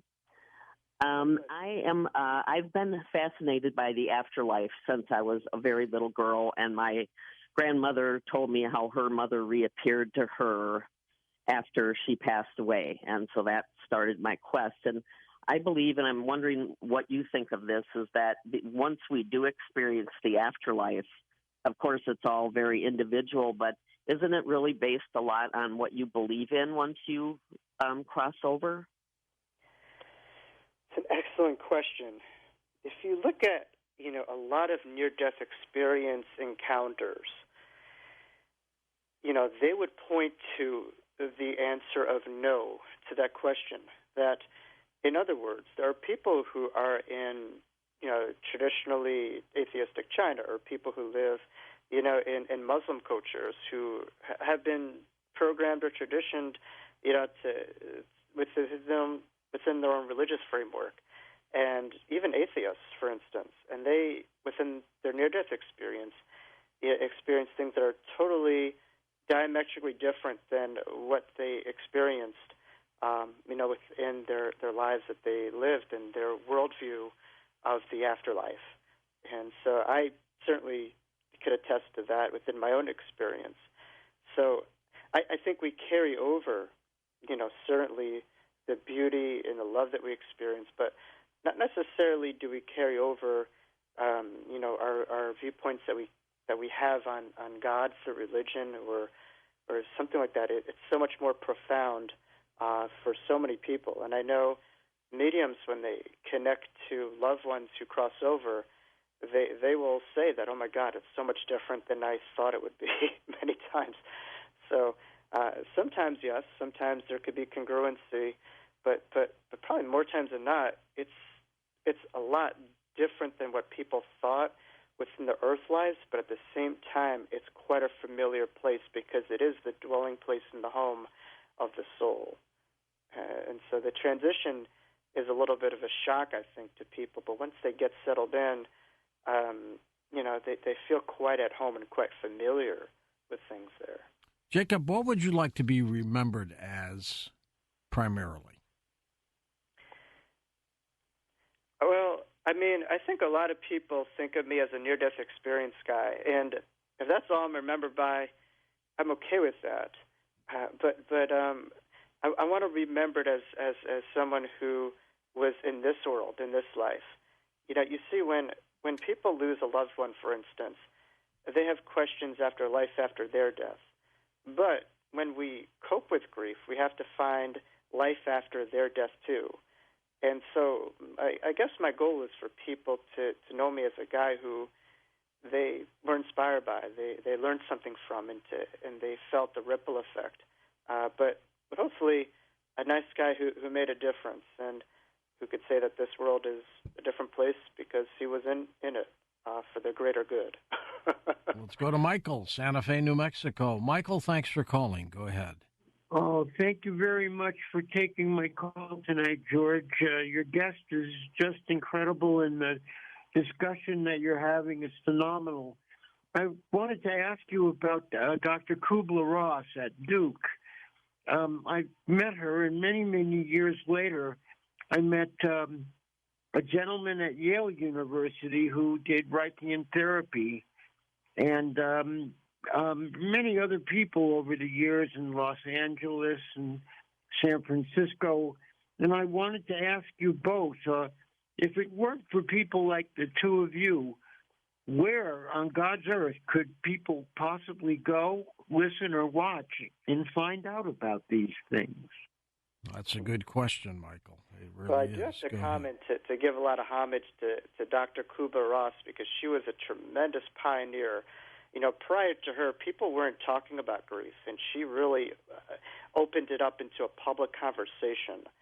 And so I think part of the issue with mental health or with grief is that there's a stigma to it, and people just try to push it away. And so if you're able to look at it no differently than something physical, you're able to go through it. It doesn't change necessarily what happens to you, but you could create more awareness, and you could change how you respond to it and how you navigate it. But George does incredible work. He's an incredible luminary. I could say that. He probably wouldn't say that himself. He's a very humble guy. But, right now there are just so many, stations to go to. I would say the important thing is to use discernment. I say never go to a supermarket when you're hungry, never go on a date when you're lonely, never have a conversation when you're angry. And so I think really it's to come to a place of objectivity and to use your intuition, because I think when the student is ready, the lesson and the right teacher will appear. And we're at a fortunate time. There's so many teachers, but not every teacher is meant exactly for us at that time. You have to find the right kind of one that suits you, if that makes sense. Where's the best place to get the book, The Wisdom of Jacob's Ladder? Amazon. That's a great place to start. Self-promotion, buy my book, but I think everyone has a certain teacher that they could really respond to. Is it in bookstores too? Select. I'm going to be going on some tours coming up in Chicago, and we have to talk maybe afterwards. I'm trying to get to L.A. because I have a very good friend of mine named Kimberly Meredith there that I'm trying to do. Oh, I know her. Who's been on your show. Yeah. We have the same agent, and she's just a wonderful friend of mine. So would love to do something by you and to meet you in real life, too. You should do an event. It's called Conscious Life Expo. I saw you there. Yeah, I think you're going to be in Sedona, but I think she's going to be there, too. So maybe next time around. We're definitely going to meet in person. I know this. Let's do it. Let's go west of the Rockies. Nick's with us in California. Hello, Nick. Go ahead, sir. Hey. Hey, Nick. Long time listener. Absolutely fascinated by everything you guys talk about on your show. Thank you. Thank you.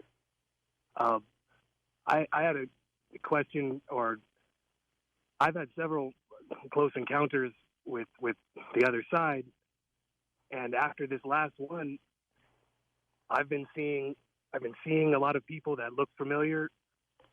It's almost like I'm not in the same universe. It's bizarre. Like, I'll see people I swear I know because I never forget a face, and these people look at me with a quizzical look, like who are you? I with no recollection. Does a near-death experience illuminate you at all, Jacob?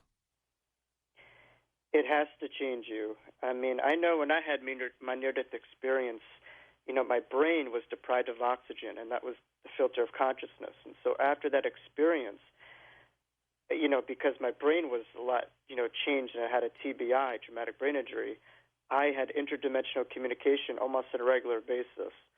And at first, it was very much a nuisance. I wouldn't go around calling it, psychic stuff. It was just more of a nuisance. But eventually, I was able to embrace it. So I think it takes time to adjust from these NDEs, but they do come with gifts, and gifts come with responsibilities. So I think it's important to maybe enroll yourself in what's called psychic development classes or psychic self-defense, so that you could have the ability to ground these experiences, but also that they don't have to be so invasive in your lives, that you could live here, protect yourself, and be, connected to the two worlds, while not being, and it's very common for people with NDEs to want to be over there more so than here.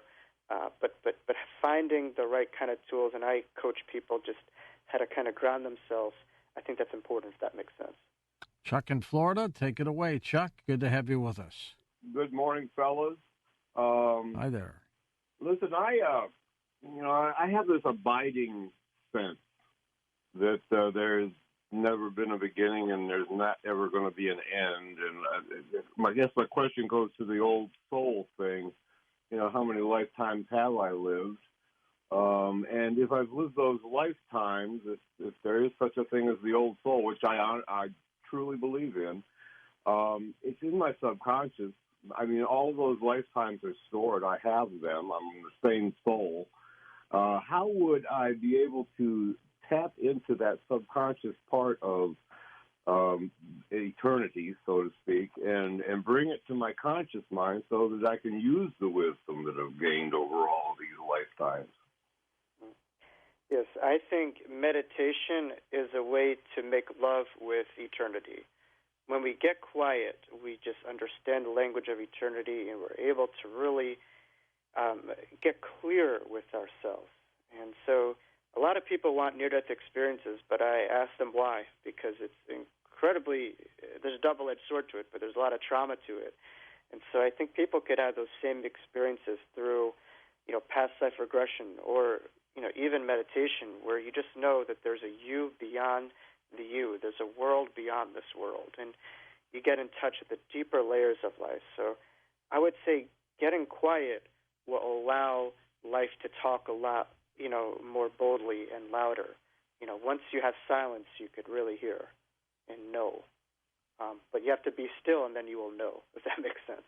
And at this point, Jacob, what would you say the afterlife is like? Pleasant? Nice? The best analogy that I could have is, no different than coast to coast, right? We're on AM, and just kind of like switch it up a couple dials from this reality, and it's just right above this. So at least for me, I experience the afterlife as right here. For instance, in my NDE, there was a filter right above this reality in which I saw an endless array of angels. And in the moment, I was just, it was such an adjustment. I thought I was hallucinating, but I know that was real. And so, beings of the afterlife are all around us, and sometimes we forget our superpowers and support, and sometimes we feel we're so alone, but there are angels and spirit guides, and loved ones from the afterlife all around us. But the afterlife isn't something you could just point to and just say, that's it, much like the internet is kind of like, where is it? It's all around us, and there's different layers and levels to it. But I think the ultimate level is, the highest vibration of love, which to me is, you could call that God or, the center of the universe, but we want to get into the highest vibration of love, of light. And I think the more that we have that in ourselves, the more that we can ascend to those levels when we do cross over. Jacob, have you ever experienced grief yourself? Yes, I have. This past year, I lost my grandmother, and I had a best friend that, died by suicide. Oh, God. I say death by suicide because people, and I used to do this myself, people will say committed suicide as if he did a crime, but died by suicide is not a crime, much like cancer is not a crime when he died from cancer. Like I said, mental illness I see is no different than physical illness. And so that, grief was a doorway that really shut my hopes of writing this book, but it also opened me up to write it again, where I was able to finish the Wisdom Jacob's Ladder in a much deeper way. And actually, I was doing an event, and I didn't even ask for reading, and the medium came up to me, and she connected to my friend, and she said, your friend asked, why did you stop writing? Why did you stop writing your story? Finish it for me. And, that's what this life is about, where we focus so much that they're not here, but we have to generate that feeling, and we have to live for them. Much like our afterlife and what we look forward to, the lives that we live, we're their afterlives, and we're living for them, and we have their undeniable imprints in our life. And so we have to generate that hope and that faith and that transformation from our pain, to live with meaning for our loved ones. Jacob, give out your website and your Instagram, Facebook. Yes, my website is jacobLcooper.com, and my Instagram and Facebook is Jacob Cooper LCSW. We're going to come back in just a moment here on Coast to Coast AM with Jacob Cooper, so make sure you're part of the program. Also, don't forget to sign up for our free YouTube channel. And all you have to do is go to YouTube and put in the search bar Coast to Coast AM Official. You got to do it like that, and then you can sign up. It's absolutely free. And we'll be back with Jacob Cooper in just a moment and take final calls here on Coast to Coast. On our next Coast to Coast program, we'll talk a little bit about biblical prophecy and how the year is going to shape up with that, and then later on, intuition on Coast to Coast AM. And welcome back to Coast. George Norrie with you, along with Jacob Cooper, our final segment here as we take final calls as well. Jacob, with all these different areas that you have been in, is there one that fascinates you the most?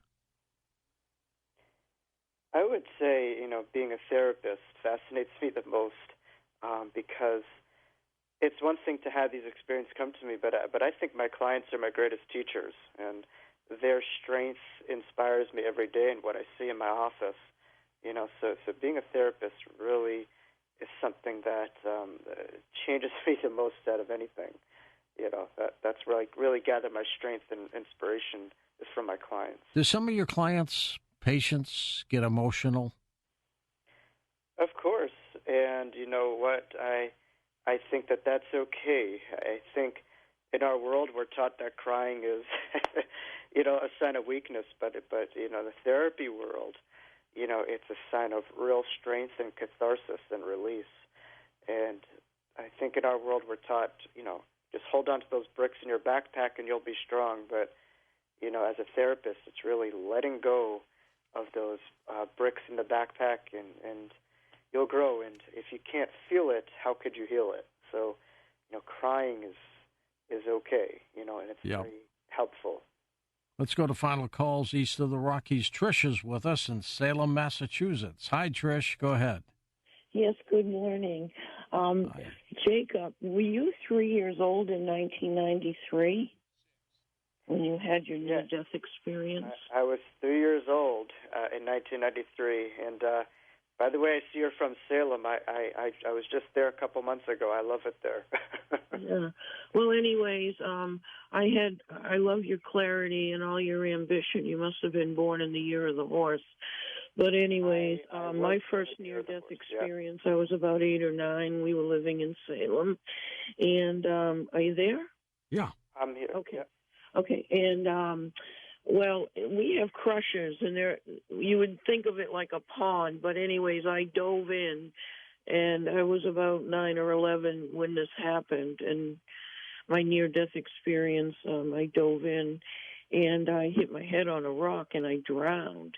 And I saw the flowers and so forth, and I was so young, about 9 or 10 years old. And then I had my parents drive down Swampscott Road, and because that's where in the dream it happened, and there was a house set back there, and the woman had on like what they dressed in the Pilgrim days. She had on a gray dress and the white apron thing that went over it, and she was like taking care of me, and that never left me. And I've been in a horrible situation for 7.5 years in a bad apartment building right outside of Salem.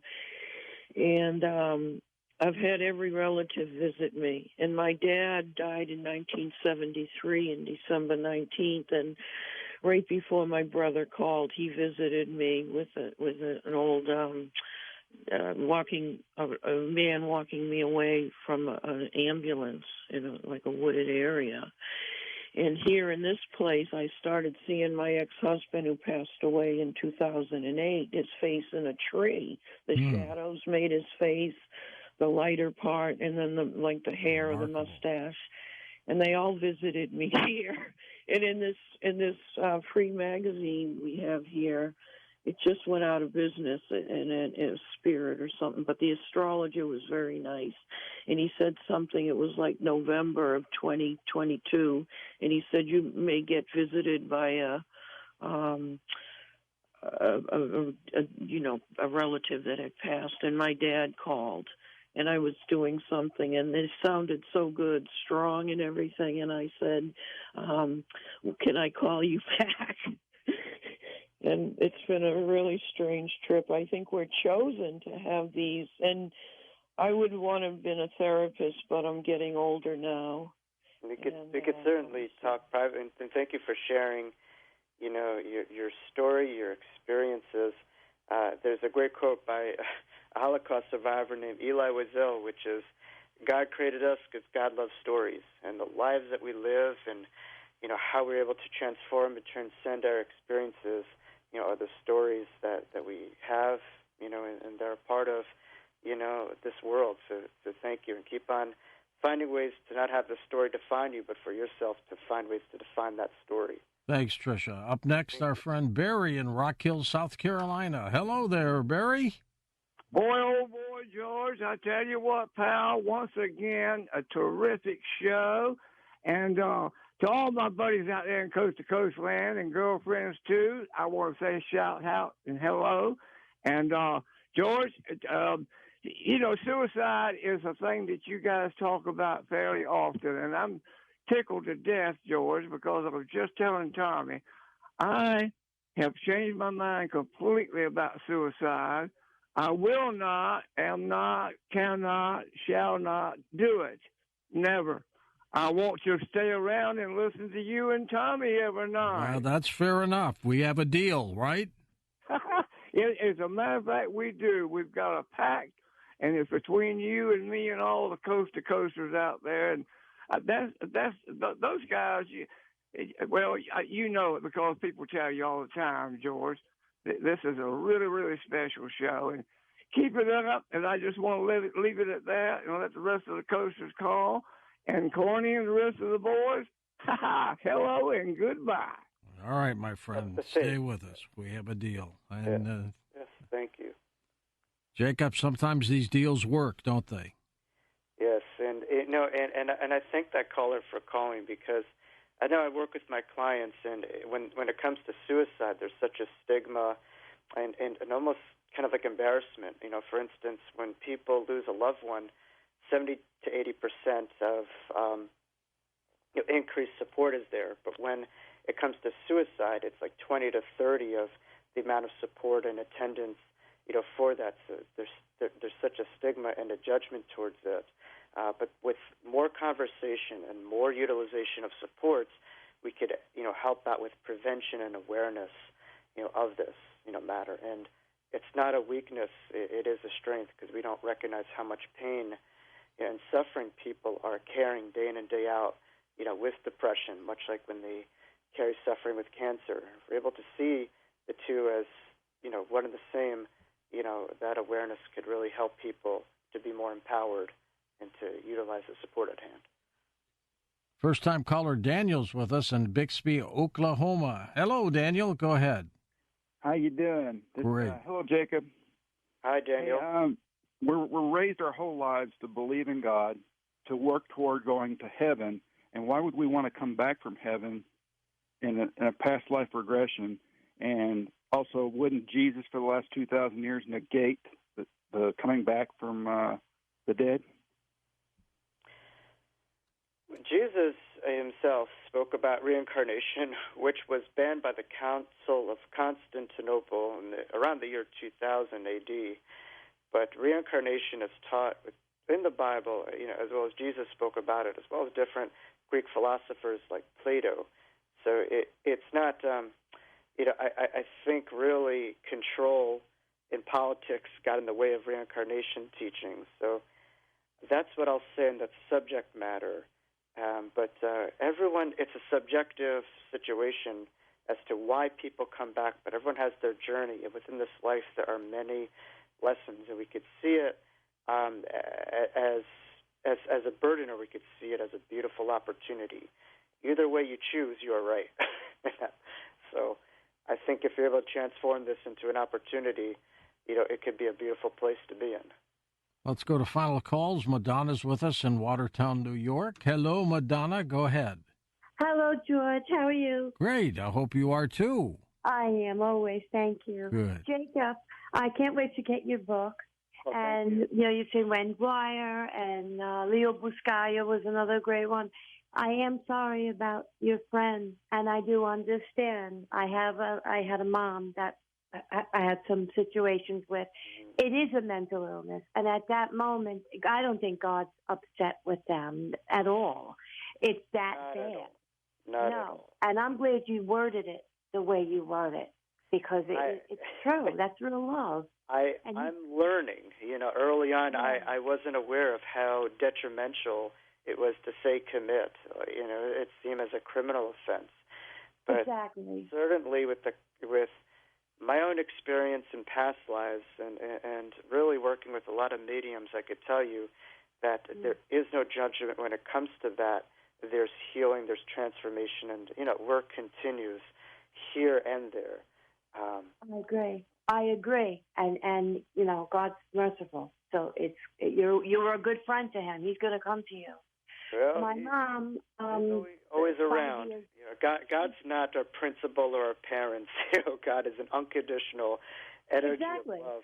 So yeah, it's a mental state. I mean, how we're all not, to the point of certain things with the way the chemicals and this and that happen to our bodies. It's not our fault. Yeah. My mom's gone 5 years yesterday, and I was really close with my parents. They were 40 when they had me. And she had two near-death experiences, and she, in a depressive person, was fine every time she had one, 2 times, because she really knew, and we both studied theologian study. So I do believe very strongly in it. I wonder, they haven't come to me in a while, and I have a high thyroid problem, and these doctors are unbelievable. All they say is, okay, yeah, it's really high. Let's reschedule your next appointment. I'm like, give me medicine. So I'm wondering if I'm supposed to do it holistically, like God leads you to all these obstacles that, no, that's not the answer. And now that I'm older, I listen to it. Or a combination, Madonna. I'd never forget, just, modern medicine does a good job in many, many cases, but go holistic and go with modern medicine at the same time. What do you think of that, Jacob? I like the East and West balance. They all have their time and place. So I'd say you don't put all your pennies in one basket. You got to find a balance, and you're able to do both. That's great. But yes, near-death experience could change someone's lack of belief or belief to a faith of an afterlife, to a knowing. And the more that we're able to look at these and tons of case studies, it's undeniable. And I think people listen to NDEs, whether they recognize it or not. I don't know if you agree with this, George, is because a part of them is almost has familiarity of what they're talking about. Otherwise, they wouldn't listen to them. There's a familiar memory within each person of the other side. That's what brings them to listen to these encounters many times. Jacob, what's your next project? To be on your TV show. No, I'm just maybe one day.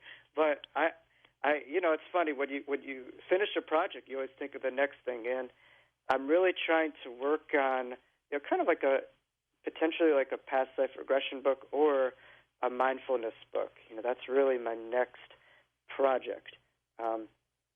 Just kind of different ways for people to have contemplative living and to enrich their experience in an even broader basis. But I think you have to allow life to come to you. You don't have to come to it, and the answers, when they're ready and their time and place, will be there. As I mentioned, Jacob's ladder was a ladder to heaven, but is there a play on words with your name and the wisdom of Jacob's ladder in this title book? My near-death experience occurred in a playground, so there's a lot of, allegory and symbology. You could think of a playground as we're all children in God's playground, and it happened on a ladder on a slide.